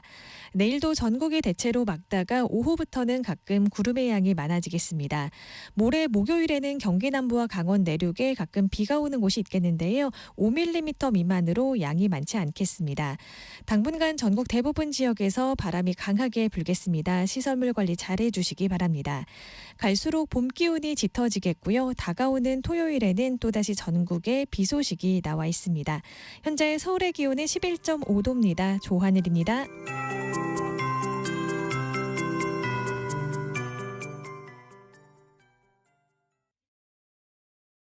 정성을 다하는 국민의 방송 KBS가 6시를 알려드립니다. AM 711kHz, FM 97.3MHz, KBS 1라디오입니다. HLKA.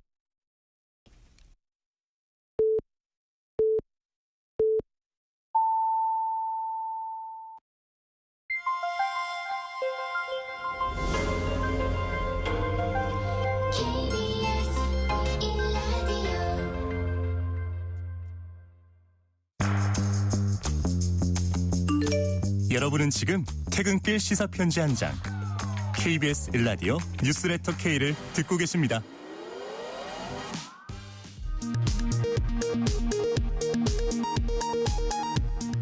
이 시각 라디오 정보센터 뉴스입니다. 더불어민주당과 국민의힘의 경선 후보 등록 마감일인 오늘 각 당 대선 주자들은 경선 승리를 위해 분주한 하루를 이어갔습니다. 민주당 등 5개 야당은 대선 승리 등을 위한 원탁회의 2차 선언문을 발표했고 국민의힘은 한덕수 대행이 경선에 출마하지 않는다며 내부 단속에 나섰습니다. 국회 경제 분야 대정부 질문에서는 미국발 상호 관세 등 통상 현안 대응과 추경을 놓고 공방이 이어졌습니다. 한덕수 권한대행의 대통령목 헌법재판관 지명 철회를 촉구하는 결의안이 국민의힘 반발 속에 본회의를 통과했습니다.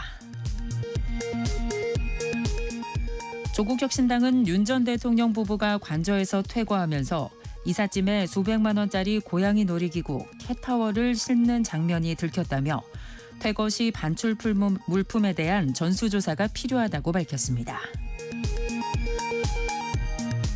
오는 21일 윤석열 전 대통령의 내란 우두머리 혐의 재판 2차 공판이 예정된 가운데 법조 영상기자단이 이번에도 법정 내 촬영 신청서를 냈습니다.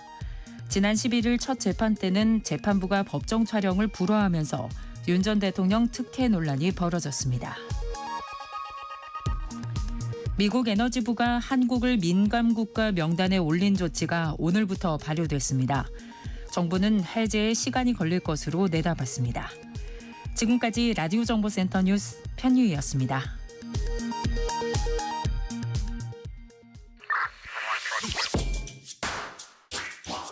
뉴스의 진수를 보여주는 인터뷰 뉴진수.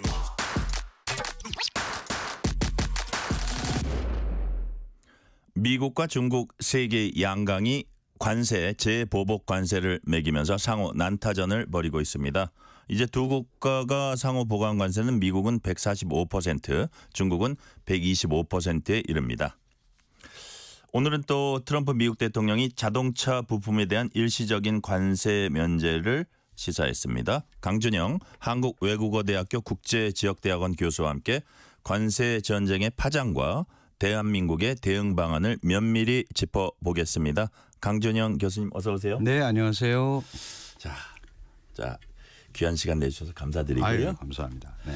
자, 미국과 중국 사이의 관세 전쟁이 마치 마주보고 달리는 열차처럼 위태로워 보입니다. 먼저 그 현재 상황이 어떤지 조금 소개를 해주세요. 네, 뭐 트럼프 대통령이 그 경선 과정에서부터 네. 얘기를 했습니다마는 네네. 관세를 통해서 미국의 무역 적자, 재정 적자 이런 것들을 다 해결을 하고 그다음에 관세를 부과해서 해외에 있는 기업들이 미국에 들어오게 해서 미국의 제조업을 부활시키겠다. 이제 네. 이게 트럼프 대통령의 큰 그림이에요. 그렇죠. 예. 그런데 그것 때문에 이제 그 전 세계적으로 10%의 보편 관세를 취임하자마자 부과를 했고 중국에 대해서는 거기에 대해서 10% 관세를 또 부과를 했습니다. 그러고 나서 상호 관세를 부과했고 네네. 상호 관세에 대해서 중국이 맞대응을 하니까 거기에 대해서 또 50% 관세를 강화했죠. 그래서 이제 실제로 지금 미국은 중국에 대해서 145%의 관세를 부과한 꼴이 됐고요. 네. 중국도 그때마다 이 미국의 압박에 대해서 대응 조치, 대응 관세를 부과하다 보니까 이제 125%까지 갔습니다. 네네.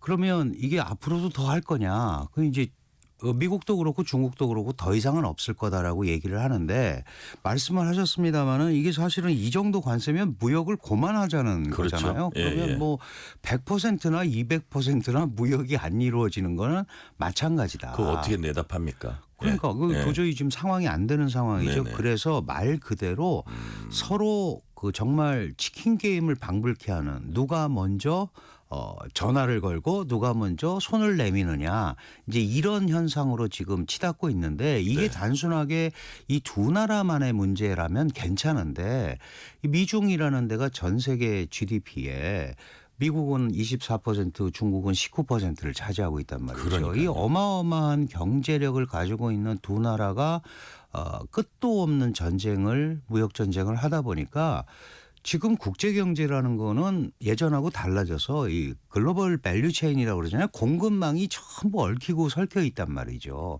그래서 한 군데가 문제가 돼서 거기를 무릎 꿇릴 수 있는 게 아니고 연쇄 반응이 일어나게 돼 있습니다. 사실상 그래서 우리는 그걸 불가능하다고 생각했거든요. 네네. 예, 예. 근데 일단은 어쨌든 상호 관세는 90일간 다 유예를 했고 네. 다만 중국에 대해서 안 하겠다고 하니까 중국도 결사항전을 하고 있는 그런 상황이다. 이렇게 이해를 하시면 될 것 같습니다. 그러니까요. 그래서 또 근데 트럼프 대통령 이렇게 강한 조치를 하면서도 난 언제든지 중국과도 협상할 거다 또 이런 얘기도 하고요. 네. 그렇게 강경한 태도로 일관하던 미국이 스마트폰과 컴퓨터, 반도체 등은 상호 관세 대상에서 일단 제외했습니다. 근데 트럼프 대통령은 상호 관세에선 빠졌지만 분목 관세는 또 적용된다. 이렇게 네, 이런 얘기도 네. 하고요. 막 맞습니다. 오락가락 행보냐 뭐냐 이게 정말 계획된 거냐 막 즉흥적이냐 뭐 여러 가지 해석이 나오고 있는데 이런 트럼프 대통령의 행보는 어떻게 평가를 하십니까? 네, 결정적인 거는 이제 중국만을 제외하고 중국을 제외하고 상호 관세를 90일을 유예를 했단 말이죠. 왜 유예를 했느냐? 뭐 예. 이미 뭐 여러 보도도 나오고 그랬습니다마는 더 큰 범위에서 보면 이런 겁니다. 어떤 정책이 있는데 이 정책을 전략적으로 시행하는 데는 네. 플러스 요인이 있기 때문에 하는 거거든요. 예를 들어서 플러스 요인이 60이고 마이너스 요인이 40이더라도 전략적으로 선택할 수 있습니다. 네. 그런데 미국 트럼프 대통령의 얘기는 관세를 하면 미국에 마이너스 되는 게 별로 없다. 그러면 우리가 보수적으로 얘기해서 90%가 좋은 거라고 하더라도 10%가 부정적인 요인이 있지 않겠습니까? 그럼요. 그런데 문제는 뭐냐 하면 이 90%의 좋은 요인이 나타나기 전에 10%의 부정적인 요인이 먼저 나타나기 시작했다는 거죠. 이게 이제 대표적으로 주식 시장이라든가 그러니까요. 그다음에 미국 소비자들이 먼저 지갑을 열어야 되는 상황. 그다음에 사실은 미국의 국채라는 건 아주 상징적인 의미를 갖고 있습니다. 네, 네. 이게 은행 간 금리를 결정하기도 하고 미국 국채는 사실 세계에서 가장 안정적인 재산이거든요. 그렇죠. 그래서 보유를 하는 건데 그런데 이 미국 국채가 급등을 하는 거예요. 그럼 불안하다고 생각하는 네. 것 아니겠습니까? 그리고 여기에는 미국이라는 데가 잘 아시다시피 연금이라든가 그 주택 모기지라든가 이런 게 다 여기에 연동이 돼 있습니다. 네, 네. 그러면은 이런 부정적인 요인들이 먼저 나오기 때문에 일단은 한 발 뒤로 물러서서 상호 관세는 유예하겠다라고 했고 네. 다만 이제 무역이라는 거가 이루어지고 이렇게 하려면 품목별로도 네. 또 차이가 있잖아요. 네네. 그런데 이제 결정적으로 스마트폰, 컴퓨터 부품 막 이런 데 대해서 이것도 유예된다고 그래서 갑자기 또 주식시장이 올라갔는데 네. 아니다 그거는 품목 관세는 있다? 품목으로 한다. 네. 그래서 이제 미국 무역법 232조를 발동을 해서 물론 금방 나오지는 않습니다. 네, 그러면 조사를 해서 조치하겠다. 그러니까 이것도 지금 이렇게 던져놓고 지켜보는 그런 입장인 거죠. 그러니까 말씀하신 대로 큰 그림을 갖고 있는 건 알겠는데 네. 이 시행이나 이런 데 대해서 전혀 정밀하거나 주도 면밀하지 않은 그런 그동안에 우리가 알고 있던 미국과는 너무 다른 행태의 네. 그런 흐름들이 나타나고 있어서 사실은 불안감이 가중되고 있는 거죠. 그러니까요. 또 뭐 아까 제가 오프닝에도 말씀드렸지만 트럼프가 또 자동차 부품에 대한 일시적인 관세 면제 그것도 막 이랬다 저랬다 또 그것도 어떻게 바뀔지 모르겠고요. 네. 아까 국채금리 급등 얘기하셨잖아요. 그래서 야 미국이 이렇게 강경 입장만을 그냥 완벽하게 밀고 나가기 어려운 요인들이 참 많은데 그러니까 소비자 물가도 그렇고 뭐 여러 가지 증시도 그렇고 많은데 야 역시 트럼프의 급소가 이거 아니냐 뭐냐면 10년물 국채 금리 네, 네. 이게 트럼프의 급소 아니냐 관세 전쟁과 국채 금리 어떤 관계입니까? 사실은 미국의 국채라는 것은 예. 세계 최고의 안전 자산입니다. 그렇죠. 뭐 누가 뭐라고 그래도 네네. 그거는 미국이 그만큼 신뢰를 미국 경제는 절대 망하지 않을 거야. 미국은 뭐 세계 최강국이야. 이런 믿음 때문에 가는 거잖아요. 이게 참 중요하죠. 네, 그래서 예, 여러 경제에. 군데서 와서 그 국채에 투자를 하고 국채가 안정적으로 유지되는 것 때문에 미국의 금리가 결정이 되고 거기에 따라서 전 세계적으로 연동이 돼서 네네. 방패막이 같은 역할을 하는 거예요. 네. 그런데 미국 국채가 흔들린다는 거는 미국 금융이 흔들린다는 거와 직접 연계가 됩니다. 그럼 미국의 금융이 흔들리면 전 세계적인 금융 풍파가 일어날 수 있는 거죠. 그렇다면 미국이 세계를 지배하고 있는 여러 가지가 있는데 뭐 예를 들어서 달러 패권이라든가 뭐 네. 해상 군사력이라든가 과학기술이라든가 이런 게 있는데 그 앞에 제일 미국을 버팀목처럼 지켜주는 이 달러 패권에 결정적인 문제가 생기는 겁니다. 그리고 말씀드렸지만 여기에는 미국의 연금 생활자들의 연금 뭐 이런 것들이 다 들어있는 거거든요. 그리고 미국은 뭐 주택을 30년 50년 모기지로 사잖아요. 그런 것들이 여기 다 있는데 이런 것들이 흔들려 버리면 미국으로서는 예, 끔찍한 일이죠. 미국이라는 상징적인 이미지도 사라지는 거예요. 그러면 미국을 지탱하는 예, 버팀목이. 그렇기 때문에 이거는 정말 이대로 계속 가면 부정적인 효과가 너무 커지겠다. 네. 그런데 이렇게 밀어붙인 이유가 사실은 감세를 시켜주고 재정 정책을 축소시켜주겠다고 한 건데 미국 아시다시피 내년 11월에 중간선거가 있고 지금 심지어 공화당 의원들마저도 이런 식으로 가면 이게 그 선거도 힘들어질 뿐만 아니라 민심이 너무 이반이 심하게 일어난다. 그러니까요. 그럼 만약에 의회에 그 소위 다수당 지위를 잃게 되면 이 상당히 복잡한 일이 그러니까요. 벌어지거든요. 그래서 일단은 트럼프가 하는 말로 나는 관대한 사람이다 이런 표현을 하면서 뒤로 좀 뺀 것 같습니다. 영어로 I'm generous. 자, 근데 이거 좀 음모설일 것 같기도 하고요. 이런 국채금리 불안 배경에 중국의 투매가 있었다. 이런 소문이 있어요. 가능한 얘기입니까? 제 생각으로는 아직 투매는 하지 않은 것 같습니다. 그래요? 왜냐하면 이거는 중국이 가지고 있는 카드인 거죠. 한 2조 달러 정도 되는 걸로 돼 있는데 사실 그 전부터 계속 투매가 아니고 일정 부분 국채 비율을 줄여왔던 거는 사실이에요. 네네. 그런데 이 대목에 미국이 이렇게 불안한데 중국이 여기에 편승을 해서 국채를 투매하기는 굉장히 모험스러운 거죠. 왜냐하면 네.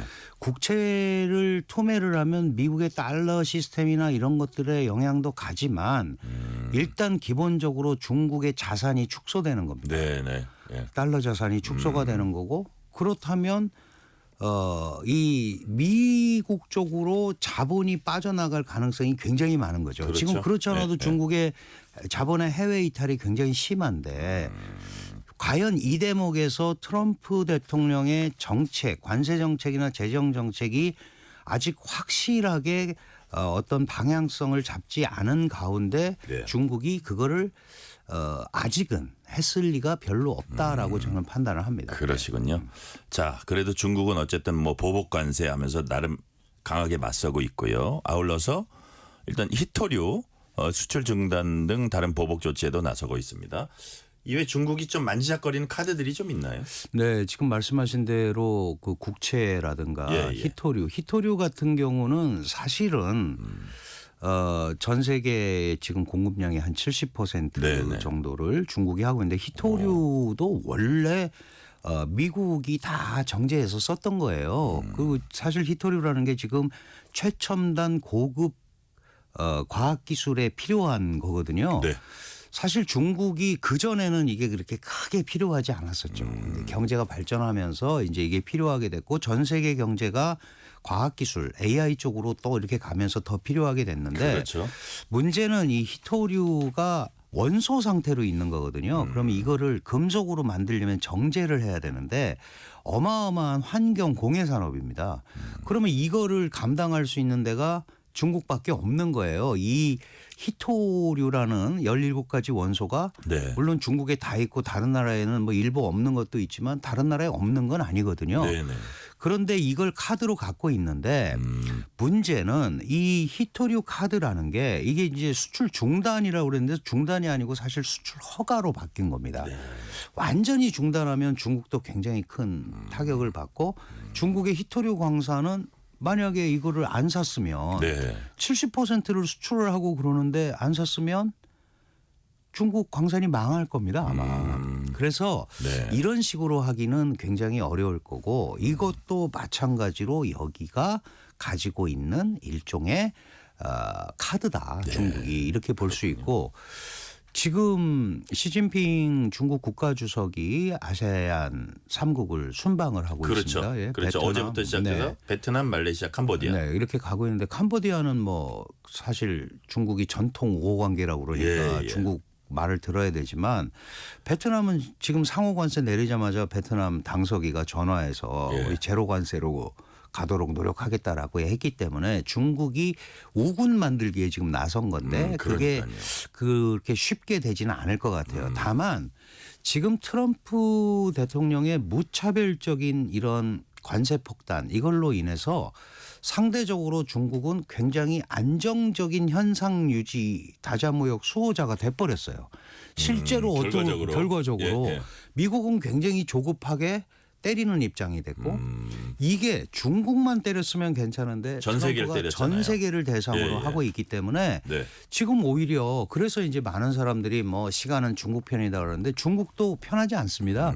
중국도 이게 오래되면 중국 내부에서 상당한 문제가 생길 수밖에 없는데 그러니까요. 예. 어쨌든 지금 이 단계에서는 중국은 애국주의를 조장하고 굴복할 수 있겠어요? 지금 이 시점에. 지금 안 되죠. 그러니까요. 왜냐하면 우리는 잘하려고 하는데 봐라. 트럼프 대통령이 우리만 찝어서 저렇게 공격을 하니 우리가 똘똘 뭉쳐서 이 난국을 타개해야 된다.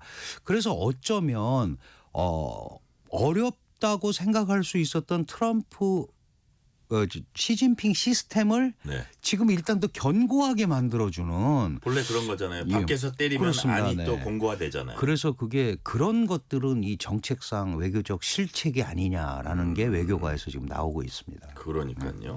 그 이제 우군 만들기에 나섰다고 하셨는데 뭐 캄보디아야 뭐 본래 전통의 우방이니까 그런데 베트남, 말레이시아 그렇게 녹록지는 않고 우군 만들기가 그렇게 쉽지는 않을 거라고 하셨는데 더더욱 공동 대응을 한다거나 이런 건 어렵겠어요. 어렵죠. 그렇죠. 그건 왜 그러냐 하면 예. 우리가 이제 아주 기본적으로 미중 갈등인데 뭐 편을 든다 그러면 어폐가 있지만 예. 그래도 미국 아니야? 라는 그런 생각을 가지고 있잖아요. 그렇죠. 사람들이. 예. 그러면 이제 중국은 주로 자신들이 생산을 해서 파는 쪽에 더 많이 신경을 쓰고 예. 어떻게든지 뭐 밀어내기 수출이라든가 이런 걸 많이 하는데 거기에 사실은 중국의 피해자들이 굉장히 많거든요. 네. 뭐 우리도 저가 상품이지만 뭐 알리, 테무 막 이런 거에 의해서 우리 소상공업자들이 굉장히 고통을 받고 있고 전 세계적으로 그런 부분들이 있으니까 중국과 공동 보조를 취해서 미국에 대항하는 건 굉장히 어렵습니다. 그러니까요. 실제로. 예. 다만 중국은 나 혼자만 이렇게 하는 게 아니고 이런 불공정한 관행에 대해서 누군가 앞장서서 정상적인 무역 형태로 바꿔야 되는데 내가 앞장설 테니 네. 나를 지원해 달라. 이제 이런 것 때문에 움직이는 거거든요. 네. 그런 것 때문에 예를 들면 7월에 EU와도 정상회담을 계획하고 있고 다만 지금 말씀하신 대로 그렇다고 중국과 한편이 돼서 미국에 대항하기는 매우 어려운 구조다. 그래서 쉽지 않죠, 실제로 어렵죠. 중국이 생각하는 대로 그런 구조를 구축할 수 있을까? 거기에는 상당한 의문이 들고 있죠. 실제로 한덕수 권한대행이 뭐 기자들 질문을 받았나 뭐 이렇게 할 때 뭐 맞서 싸우는 나라들이 좀 있잖아요. 뭐 네, 캐나다라든지 뭐 중국이라든지 우린 협상한다 이런 용어를 썼는데 그건 뭐 현실적인 얘기인 것 같고요. 자, 뭐 미중 간 관세 전쟁이 처음은 아닙니다. 바이든 행정부 때 2021년에도 미중 간 관세 무역 갈등이 있었고 심지어 트럼프 1기 행정부 당시 2018년에도 있었는데 네. 2018년하고 지금하고도 또 확연히 다른 거잖아요. 그렇죠. 이건 아예 네. 그냥 차원이 다른 거 아닙니까? 2018년 1기 때도 그 네. 중국 대리기를 아주 심하게 했는데 그때는 이제 중국이 주 타겟이고 중국을 주로 대상으로 했고 1대1로 상대를 했었습니다. 그러다가 이제 이게 바이든 행정부로 넘어왔죠. 바이든은 의회 정치인입니다. 네. 50년간 의회 잔뼈가 굵은 사람이고 또 외교위원장이나 또 오바마 때 부통령을 하면서 소위 그 중국을 잘 상대해 본 사람이죠. 그래서 이건 혼자 상대할 이유가 없다라고 네네. 생각을 해서 가치 동맹이라는 개념을 꺼내서 그렇죠. 예. 나와 같은 편. 그래서 이제 스크럼을 짠 거죠. 그렇죠. 그래서 같이 공략을 하는 겁니다. 그게 이제 공급망 주로 이쪽에 초점을 맞춰서 한 거고 원래 바이든 대통령은 모든 물품에 대해서 한 게 아니고 4가지 전략 물자를 공략을 한 거예요. 그게 네. 이제 반도체, 그다음에 그 사실 바이오 산업도 있고요. 히토류도 있고 전기차 배터리.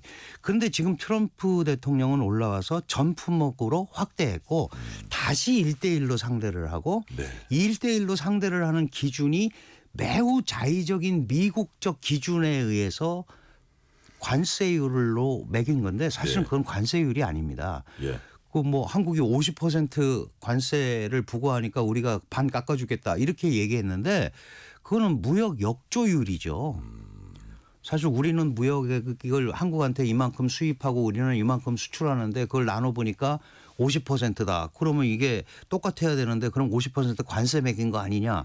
이 매우 지금까지 아무도 하지 않았던 이상한 계산 방식으로 압박을 하는 데다가 거기에다 또 뭘 집어넣냐 하면 비무역적 요소들을 집어넣은 거예요. 네. 예를 들어서 뭐 환율이라든가 우리가 소위 얘기하는 부가가치세 이런 것도 그 부가가치세는 국내적으로 쓰는 건데 그것도 관세에 해당하는 거다. 왜? 그것 때문에 가격이 올라가서 거기에 의해서 책정된 가격으로 수출을 하니까. 예. 그러니까 어떻게 보면 굉장히 지금까지 하지 않았던 이런 억지스러운 것들을 하기 때문에 네. 지금 문제가 되는 거고 이 부분에 관해서는 어차피 협상을 할 수밖에 없습니다. 그러니까요. 다만 90일간 뭐 거의 90개 나라와 협상을 해야 되는데 이게 잘 이루어질까?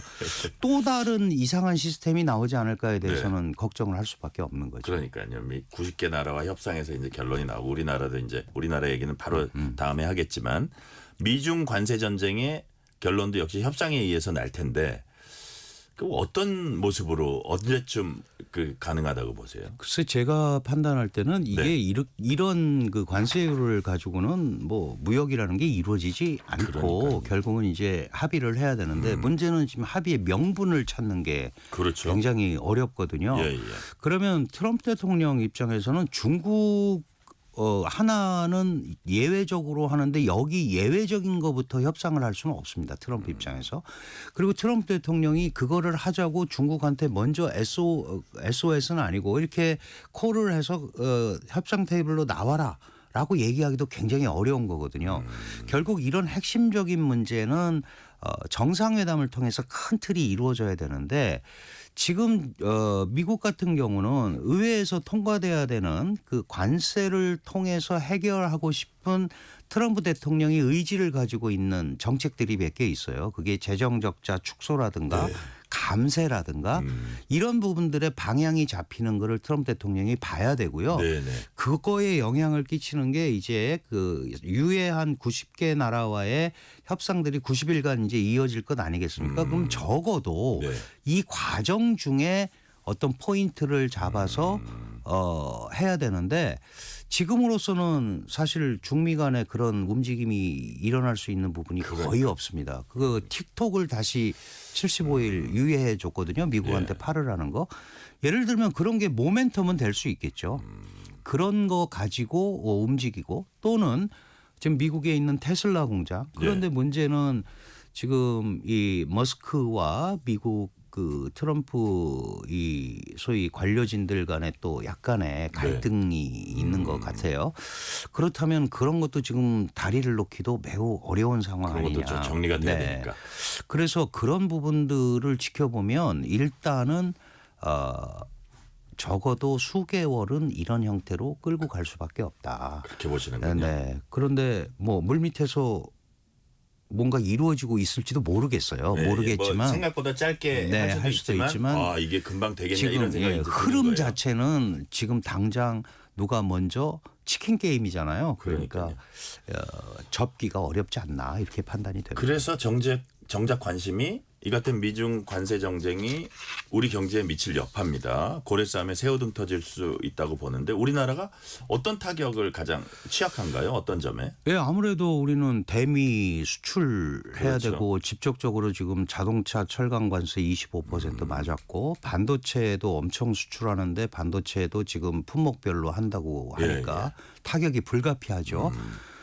그리고 한국의 대중 수출의 약 80%가 중간재고 많은 제품들이 중국에서 가공이 돼서 미국으로 간단 말이죠. 그렇죠. 그러면 중국의 대중 수출이 줄어들게 되면 대미 수출이 줄어들게 되면 우리의 대중 수출도 당연히 줄어들 수밖에 없는 그렇죠.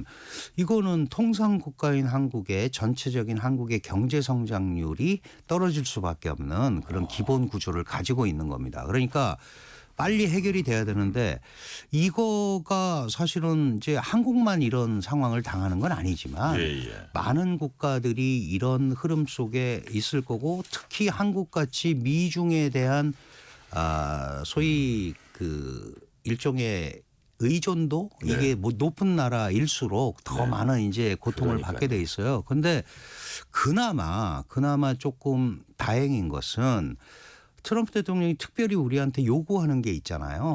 특정 이제 품목에 대해서 조선업이라든가 뭐 알래스카 LNG 개발이라든가 사실 알래스카 LNG 개발은 채산성 때문에 다른 나라가 예를 들어서 일본 같은 데도 하려고 그러다가 이거는 약간 안 맞는다 그래서 했던 건데 어쨌든 트럼프 대통령이 그렇게 요구하잖아요. 그리고 무엇보다도 그나마 한국이 기술력을 가지고 있는 반도체 그중에서 특히 HBM 이런 부분들은 이게 세계적인 공공재로서의 기능을 하는 거거든요. 그렇다면 이런 부분들을 가지고 레버리지까지는 아니더라도 충분히 설득을 할 수 있는 거죠. 이런 부분을 계속 압박을 하면 우리가 미국에 투자하기로 한 약속을 지키기 매우 어렵다. 이런 얘기들도 하면서 이런 협상 과정에 좀 나서야 되지 않을까 이렇게 생각을 합니다. 지금 협상 얘기하셨는데 미국이 개별국가와 상호 관세 협상 테이블 지금 차리고 있습니다. 지난주에 베트남, 내일 일본, 다음 주에 한국과 협상한다. 이렇게 이제 베센트 재무장관이 이제 밝혔어요. 자, 어떤 모습들이 펼쳐질까요? 우리 협상하면. 우선 협상 사실 협상은 좀 뒤에 하는 게 더 좋습니다. 그렇죠. 뭐 근데 이 베센트 장관은 일찍 할수록 좋다 그러는데 말은 그렇게 하는데 그렇지 않을 수도 있죠. 뭐 두 가지 시각이 있습니다. 한국이나 이런 지금 우선 협상 대상을 지명한 국가들이 전략적으로 중요해서 그렇다라는 것도 있고 아니면 만만해서 그렇다. 그래요. 예를 들면 이런 우선 협상에는 꼭 무역 협상만 하는 게 아니고 우리 같은 경우는 당연히 안보를 둘러싼 방위 분담금 이런 것까지 나올 수 있거든요. 그런데 이제 문제는 지금 우리가 대행 체제고 2월 3일 날 조기 대선을 앞두고 있는데 과연 어디까지 이거가 진전이 될 수 있고 그렇게 해서 뭐 사인까지 가능할지 이거는 또 별개의 문제거든요. 그러니까 최대한 제가 생각할 때는 이제 로우키로 뭐 일종의 뭐 시간 끌기가 될지 안 될지는 모르겠지만 네네. 그런 협상을 끌고 가는 더 중요한 것은 트럼프가 원하는 데 대해서 우리가 계획표를 갖고 있어야 된다. 지금은 못해도 이렇게 하겠다. 왜냐하면 반도체 그다음에 뭐 LNG 개발, 조선 이런 데 대해서 확고한 의지를 가지고 있으니까 우리가 그런 부분은 이런 식으로 갈 수 있다.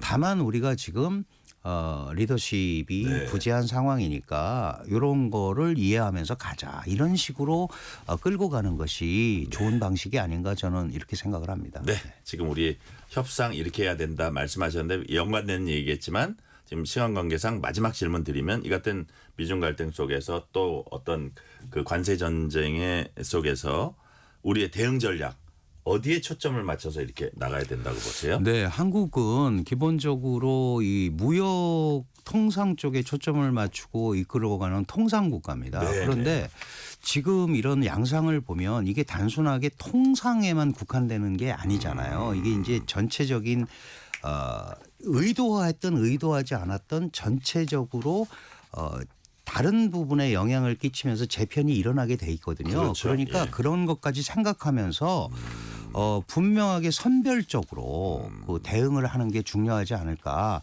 한쪽만 쳐다보고 가서는 아무것도 안 됩니다. 그리고 그런 말을 다 들어줄 수도 없는 거잖아요. 그러니까요. 그러니까 선별적 대응, 실사구시적 대응, 우리의 기본 원칙에 대한 확고한 틀 이런 부분을 가지고 대응을 하는 방법이 현재로서는 예. 뭐 다 알고 있겠지만 예.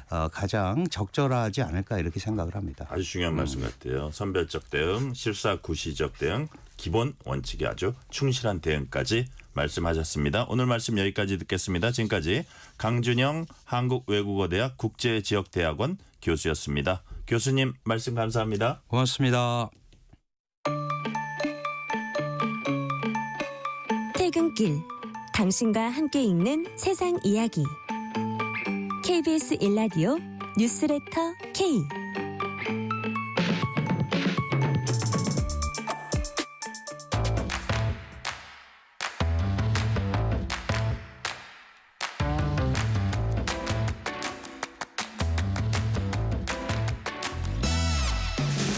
오늘 가장 뜨거운 뉴스, 화제 소식 쏙쏙 골라서 전해드립니다. 뉴스레터 브리핑. 오늘은 한국일보 김도형 기자 나오셨습니다. 김도형 기자님 어서 오세요. 안녕하세요. 자, 지금 강준영 교수님과 얘기를 나눴지만 그래도 가장 우리가 핫한 주제고 또 중요한 주제이기 때문에 미국과의 관세 전쟁 지금 최신 뉴스 좀 살펴보겠습니다. 자, 우리나라는 다음 주부터 미국과 협상을 벌이게 됐습니다. 미국 측이 먼저 합의하는 국가가 유리하다. 이런 입장을 밝혔죠. 예, 그 미국의 무역 협상을 이끄는 스콧 베선트 재무부 장관의 발언이에요. 네. 미국은 이제 지난주에 베트남과 했고요. 그다음에 16일에 일본, 다음 주에 한국과 협상이 있는데 먼저 움직이는 사람이 이점이 있을 것이라며 가장 먼저 협상을 타결하는 사람이 최고의 합의를 하게 된다라고 말을 했어요. 네. 일종의 협상 전략인데요. 타국의 그 협상 등을 눈치 보면서 조건을 내놓는 눈치 보기식 협상 전략을 용인하지 않겠다는 입장으로 보여요. 왜냐하면 한국의 경우에도 그 일본 등 이제 협상 상황을 좀 지켜보면서 네. 이제 발맞춰 간다는 기류가 강하거든요. 실제로 일본이 빠르게 협상을 매듭지으면 좋다는 방식은 그런 생각을 하고 있지 않다라는 식으로 이제 입장을 내놨어요. 성급하게 합의를 하지 않겠다는 건데 스콧 베선트 장관은 어느 국가가 미국과 가장 먼저 협상을 타결할 것으로 보느냐는 질문에 그들의 선택이라고 했어요. 그 조건을 먼저 제시하고 협상에서 우위에 서려는 전략으로 읽힙니다. 그 미국과의 협상은 무역 수지 개선과 무역 장벽 완화 약속 정도만 담긴 간소화된 형태의 합의가 될 것으로 보입니다. 아, 그래요? 예, 전통적인 무역 협정을 체결하기엔 시간이 촉박하잖아요. 베선트 장관은 상호 관세 90일 유예가 끝나기 전에 협상을 타결할 국가가 있을 것을 예상하는 질문에 많을 수 있다고 생각한다. 실제 무역 문서가 아닐 수도 있지만 우리는 원칙적인 합의를 하게 될 것이라고 얘기를 했습니다. 네. 자, 그렇다면 이 상호 관세를 완전히 없앨 수도 있는 건가요? 제가 너무 큰 기대인가요? 어떻게 보세요? 그 맞다 아니다라는 다 즉답을 피했어요. 대신에 당신의 최선의 제안을 가져오라고 말한다. 뭘 들고 왔는지 보고 거기에서 협상을 시작하겠다는 입장만 내놨어요. 그러니까 좋은 조건을 가져올수록 이제 자기들이 내줄 게 더 많다는 뜻을 피력을 한 것 같습니다. 네. 그리고 베선트 장관은 또 가장 중요한 교역 파트너 국가는 그 트럼프 대통령이 직접 협상에 참여할 수도 있다고 말을 했습니다. 그 5대 우선 협상국이라는 건데요. 어디예요, 그게? 월스트리트 저널에 따르면 한국을 비롯해서요. 영국, 호주, 인도, 일본이 될 것 같습니다. 그리고 케빈 해시 백악관 국가경제위원장은 트럼프 대통령 상호 관세를 부과한 이후 10개 이상의 국가가 미국의 놀라운 무역 거래를 제한해 왔다고 밝히기도 했습니다. 네. 자, 이런 가운데 우리 정부의 발걸음도 빨라지고 있습니다. 우선 미국 알래스카 LNG 사업 참여 여부가 협상 이제 주요 의제로 떠오르고 있죠. 예, 맞습니다. 정부가 곧 사업성을 검토하기 위해서 현지 출장을 갈 예정입니다. 최남호 산업통상자원부 2차관의 발언인데요. 알래스카 LNG 사업은 1990년대 말부터 2000년대 초반까지 추진돼 오다가 지연이 된 사업이라면서 예. 현재 한미 양국 간 실무 협상이 진행 중이라고 알렸습니다. 그 알래스카 LNG가 개발이 돼서 동북아 시장을 오게 되면 운송 거리가 절반 정도로 줄게 돼요. 그래서 그래요? 생산 단가가 조금 높더라도 이제 유의미한 경제적 효과를 거둘 수도 있다라는 입장입니다. 다만 이게 개발을 해야 되는 거잖아요. 그러니까요. 그래서 이제 초기 비용이 문제가 됩니다. 액화 터미널 시설과 파이프라인을 깔아야 되는데 이 비용이 너무 크다 보니까 정부가 얼마나 어떻게 백업을 하느냐에 따라서 가격이 왔다 갔다 할 수 있다라고 합니다. LNG 사업 같은 경우는 대미 관세 협상의 패키지가 될 수 있습니다. 그 자동차 관세 협상에서 큰 혜택을 받을 수 있다면 알래스카 LNG 프로젝트 타면은 양보할 수 있는 부분이라고 차관이 밝혔어요. 네. 다만 어느 한쪽에서 손해가 좀 날 수도 있잖아요. 그래서 아직 참여할지 안 할지 완전히 결론을 내리진 않은 상태입니다. 그렇죠. 그 상호 관세가 일단 90일간 유예가 돼서 시간을 번 만큼 이 기간 동안 협상을 진행하겠다는 입장입니다. 네, 그렇군요. 자, 주제를 한번 바꿔볼게요. 다음 소식은 최근에 이제 항공기에서 일어난 사건 사고 하나 소개를 해드릴게요. 최근에 항공기 운항 안전 문제가 계속 대두되고 있습니다. 근데 오늘 제주 공항에서 비행기가 이륙을 포기하는 일이 일어났습니다. 이거 어떻게 된 거예요? 오늘 오전 8시 15분에요. 제주 공항에서 김포 공항으로 가는 에어서울 비행기가 승객이 202명 정도 타고 있었는데 활주로로 이동을 하고 있었어요.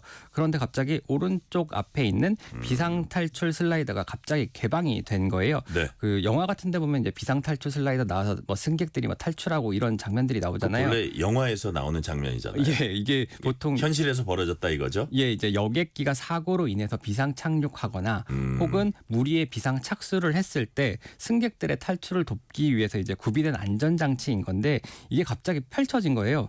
근데 이거를 한 승객이 안에서 비상문을 열면서 이게 펼쳐졌다고 합니다. 일단 이게 활주로 이게 운항 운행 중이었던 거죠? 예, 맞습니다. 지상이지만. 예. 이제 비상 탈출 슬라이드가 개방이 되면서 항공기는 이제 기동 불능 상태가 돼서 멈춰섰고요. 해당 항공기에 탔던 승객들이 모두 내려가지고 대체 항공편을 기다리는 불편을 겪어야 했습니다. 야, 이게 어쨌든 항공기가 운항이 되고 있는데 지상에서라도 예. 그걸 문을 열었다는 게 좀 어떻게 보면 놀랍기도 하고 승객이 비상문을 열었다고 하셨잖아요. 네. 근데 누가 왜 그런 겁니까? 이게 30대 여성 승객이라고 해요. 네. 당시 비상구 앞자리에서 좀 떨어진 곳에 앉아 있었는데 여객기가 이륙을 위해서 활주로로 방향을 틀자 갑자기 비상구를 향해 달려갔다고 합니다. 그래서 네. 문을 강제로 열었대요. 승무원들이 이 그 승객을 잡아가지고 공항 경찰대에 인계를 했는데 이 승객은 평소 폐소 공포증을 앓고 있어서 답답해서 비상문을 열었다라고 짧게 진술했다고 합니다. 폐쇄 공포증. 네. 답답해서 열었다. 예. 혹은 또 이제 그 뭐라 그럴까요? 왜 이제 높이 올라가려 그러니까 그것도 또 겁이 났을 수도 있고. 예. 그야말로 뭐 가슴이 철렁한 소식이라고 할 수 있는데. 자, 근데 또 궁금한 게 이런 경우에 어떤 처벌을 받게 됩니까? 과거에 비슷한 사례가 있었습니다. 네. 2023년 5월에 제주에서 대구로 향하는 아시아나 항공 여객기에서 이번에는 착륙 직전이었어요. 이륙 직전이 아니라 착륙 직전에 승객이 비상문을 열어버린 거예요. 이 승객은 항소심에서 항공보안법 위반 혐의로 징역 3년에 집행유예 5년을 선고받았습니다. 또 형사상 처벌만 받는 게 아니라 민사상 배상까지 해야 돼요. 아시아나항공이 비상문과 슬라이드 등 이제 항공기 기체가 훼손이 됐잖아요. 네네. 여기에 대해서 손해배상 청구 소송을 제기했고 법원이 이 승객에게 7억 2,702만 원의 배상액을 지급하라고 판결이 했습니다. 기체 수리랑 관련된 직접적 부분만이 아니라 또 이제 수리를 하게 되면 항공기 운항이 지연이 되잖아요. 그런 부분에까지 미친 경제적 손실을 배상해야 되는 겁니다. 네. 하늘에 항공기가 있다면 땅에는 택시가 있습니다. 부부 택시기사가 보이스피싱범을 검거했습니다. 어떻게 된 거예요? 지난달 19일에 일어난 일이에요. 이분들이 부부가 택시 운전을 하면서 생계를 유지하시는 분들인데 부인이 경기도 화성시에서 어떤 60대 남성을 태웠다고 해요. 근데 그때 남편에게서 전화가 온 겁니다. 5분도 안 되는 짧은 거리를 이동하려고 택시를 부른 수상한 손님이 있었는데 이 손님이 남편의 택시에서 내리고 5분여 만에 부인이 모는 택시에 또 옮겨 타는 걸 봤다는 거예요. 그래서 부인이 이제 남편에게 인상착의를 물어보니까 그 손님이 이제 자신의 택시에 탄 사람인 거랑 같은 거죠. 같은 사람인 거죠. 그리고 이 승객이 이제 택시를 타 있는 동안도 목적지를 서울의 강동구로 바꿔달라고 하고요. 예상 도착 시간 계속해서 물어보는데 좀 초조해하는 모습을 보였다고 해요. 그래서 아내가 좀 수상했는지 남편에게 경찰에게 신고를 요청하고 이제 골목 이제 가는 곳을 실시간으로 위치를 좀 이제 공유를 했어요. 그래서 강동구의 한 거리에서 경찰이 이 승객을 검거를 했다고 합니다. 알고 봤더니 이 승객이 정부기관을 사칭한 보이스피싱 피해자에게 3억 8천만 원의 수표를 건네받고 이동 중이었던 거예요. 그 가방 속에 3억 8천만 원이 있었던 거예요? 예, 맞습니다. 그래서 경찰은 이 승객을 통신사기 피해 환급법 위반 혐의로 체포를 하고 수표를 압수해서 피해자에게 돌려줬습니다. 그리고 강동경찰서는 이 부부에게 감사장과 신고보상금을 전달했다고 합니다. 감사장과 신고보상금. 자, 마지막 질문입니다. 정부와 지자체가 영남권 산불 피해 수습 작업을 계속 진행하고 있습니다. 근데 이번에 피해 당하신 이재민 수 그리고 전국 각지에서 보내주신 국민 성금 액수 이런 게 나왔다고요? 예, 지나가던 지 보름이 됐잖아요. 네네. 여전히 임시 거처에서 생활 중인 이재민이 2,154가구 3,546명이나 된다고 합니다. 체육관이나 학교 그리고 경로당 같은 곳에 머무르고 있다고 해요. 시설 피해 같은 경우는 경북이 8,400여 곳이고요. 울산 208곳 등 전체 8,792곳으로 잠정 집계됐습니다. 이들을 돕기 위해서 국민성금이 답지하고 있는데요. 어제 오후 5시 기준으로 1,339억 원이 모금이 됐습니다. 정부는 이재민에게 구호 물품 110만 4천여 점을 지급하고 11,700건의 심리 지원을 실시를 했습니다. 그리고 민원 처리를 위해서도 정부기관들의 활동 중인데요. 75개 기관에서 103명이 근무를 하고 있는데 장례 지원부터 법률 및 금융 상담까지 최대한 많은 부분에 대해서 안내를 드리고 있다고 합니다. 네, 오늘 말씀은 여기까지 듣겠습니다. 지금까지 한국일보 김도형 기자였습니다. 말씀 감사합니다. 감사합니다.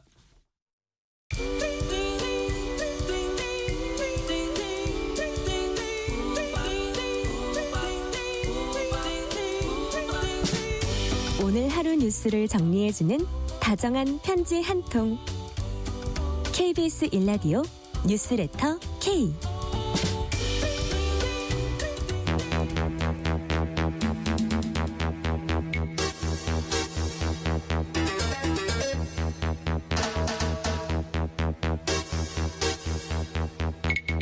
배상훈 프로파일러와 범죄 이면까지 알아보는 시간입니다. 베프의 범죄도시 오늘도 배상훈 프로파일러 나오셨습니다. 프로파일러님 어서 오세요. 안녕하세요. 자, 최근 방송인 박나래 씨 집에 도둑이 들어서 금품 수천만 원어치를 훔쳐간 걸로 알려졌습니다. 면식범 아니냐 이런 추측도 있었는데 체포하고 보니까 동종정과 여러 건 있는 모르는 사람이었습니다. 사실 우리가 못 살던 시절에는 정말 빨래하고 마당에 말려놓은 그 옷을 훔쳐가던 그런 대한민국이 되게 못 살던 어려운 시절 그런 것도 훔쳐가고 막 이런 일이 있었는데 사실 요즘은 CCTV도 잘 돼 있고 다 아파트 살고 이래서 우리가 대부분의 국민들은 절도 범죄 이런 거를 잘 의식을 못하고 살 것 같은데 프로파일러님 이런 일들이 요즘도 많이 일어납니까? 이제 이 절도 범죄는 특히 이제 네. 발생하고 검거가 차이가 좀 많이 납니다. 그렇죠. 말하자면은 그 사법 영감이라는 데는 법원에 된 형사 사건인데요. 요거는 뭐 한 14,000, 5,000, 6,000 뭐 정도인데 네. 전체에 한 4.3 정도인데 문제는 이게 발생한 건 40만 건, 30만 건 그렇습니다. 이게 말하자면 무슨 말이냐면은 절도를 발생해서 신고하는데 그 액수에 따라서 사실은 처리가 안 되거나 중간에 포기하거나 이런 게 훨씬 많다는 거예요. 네. 그리고 특히 최근 들어서 이제 양극화가 많이 되고 경제적으로 안 좋아지면서 실제로는 그런 어떤 그냥 가져가는 겁니다. 그렇죠. 그러니까 CCTV가 있어도 가져갑니다. 그러니까 찍고 있어도 가져갑니다. 그러니까 우리가 생각하는 게 이제 CCTV가 있는데 어떻게 그걸 훔쳐가느냐 그러는데 그게 겁이 나서는 그런데 그 겁을 넘어서는 형태의 양극화가 많이 진행된 부분이 있기 때문에 그리고 실제로 신고되는 것에 비해서 예. 그 어떤 처리되는 것은 좀 많이 낮습니다. 그러니까 사실 경찰력이라는 게 한정돼 있는데 단순 절도를 그것까지 쫓아다니기는 좀 힘들 거예요. 현실적으로 이제 공식적인 기록은 해결률이 한 40%좀 아래쪽이라고 하는데 예, 예.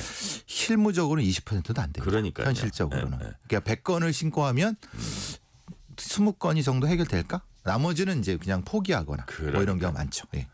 잠깐 옛날에 보면 그 가장 유명한 절도범들이 뭐 예를 들어서 뭐 조세형, 대도 그건 이제 고관 대작진만 털어서 나중에 알고 보니까 그 사람들이 신고도 안 하고 그죠? 뭐 귀금속이 없어졌는데 그래서 좀 유명했던 것도 그런 있는데. 경우도 있고 유영철 같은 경우도 그랬습니다. 그러니까요. 유영철도 흔히 말하는 부촌을 턴 게 왜 그러느냐 그랬더니 어차피 신고 안 할 거잖아요 라고 한 거예요.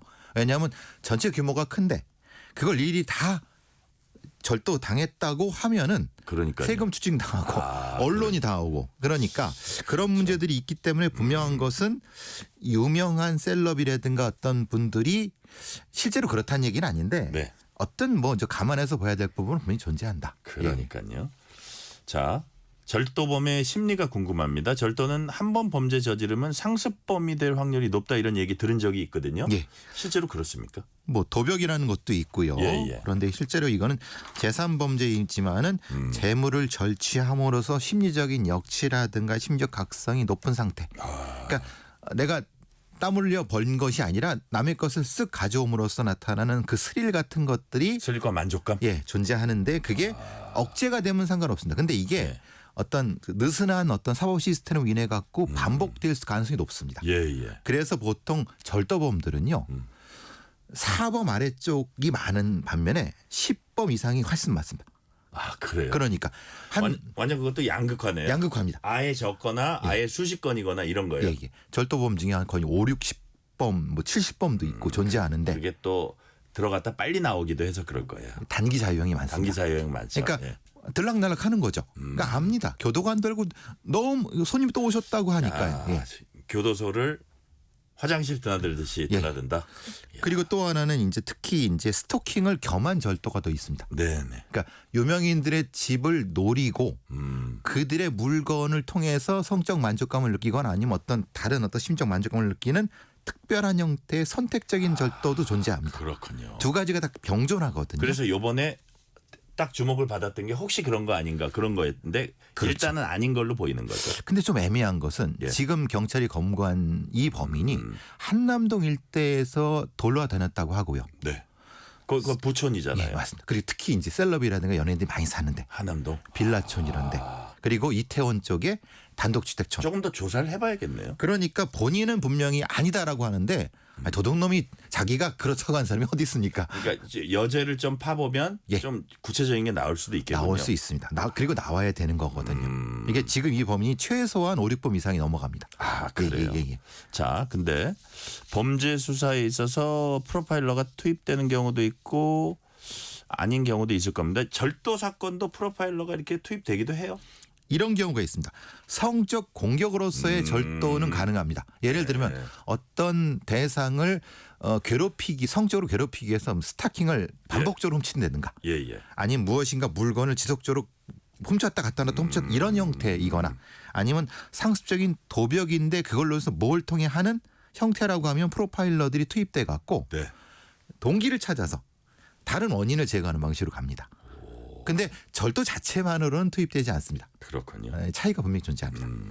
자, 지금까지 절도 범죄에 대해서 알아봤고요. 주제 바꿔봅니다. 수사 현장에서 범인들이 잡히지 않고 있다고 합니다. 이거 무슨 얘기입니까? 혹시 그 A, B, C 수배라고 들어보셨습니까? A, B, C 수배 A 수배는 지명 수배. 예. C는 지명 통보. 네. B는 이제 벌금 미납자에 대한 일종의 그거 얘기를 합니다. 보통 B 수배라고 하고. 근데 보통 우리가 말하는 건 A하고 C를 구분을 합니다. 3년을 기준으로 합니다. 그래요. 3년 이상의 형이 받을 것이라고 생각되는 징역과 금고는 보통 우리가 좀 위험하고 그러니까 지명 수배를 때리죠. 근데 3년 이하는 이게 좀 애매합니다. 그러니까 분명히 이 범죄는 좀 약한데 그렇다고 범죄가 없는 건 아닌데 그래서 지명 통보만 합니다. 그래서 이런 거죠. 와서 조사 받으십시오 라고 하는 겁니다. 그게 그래서 문제는 그겁니다.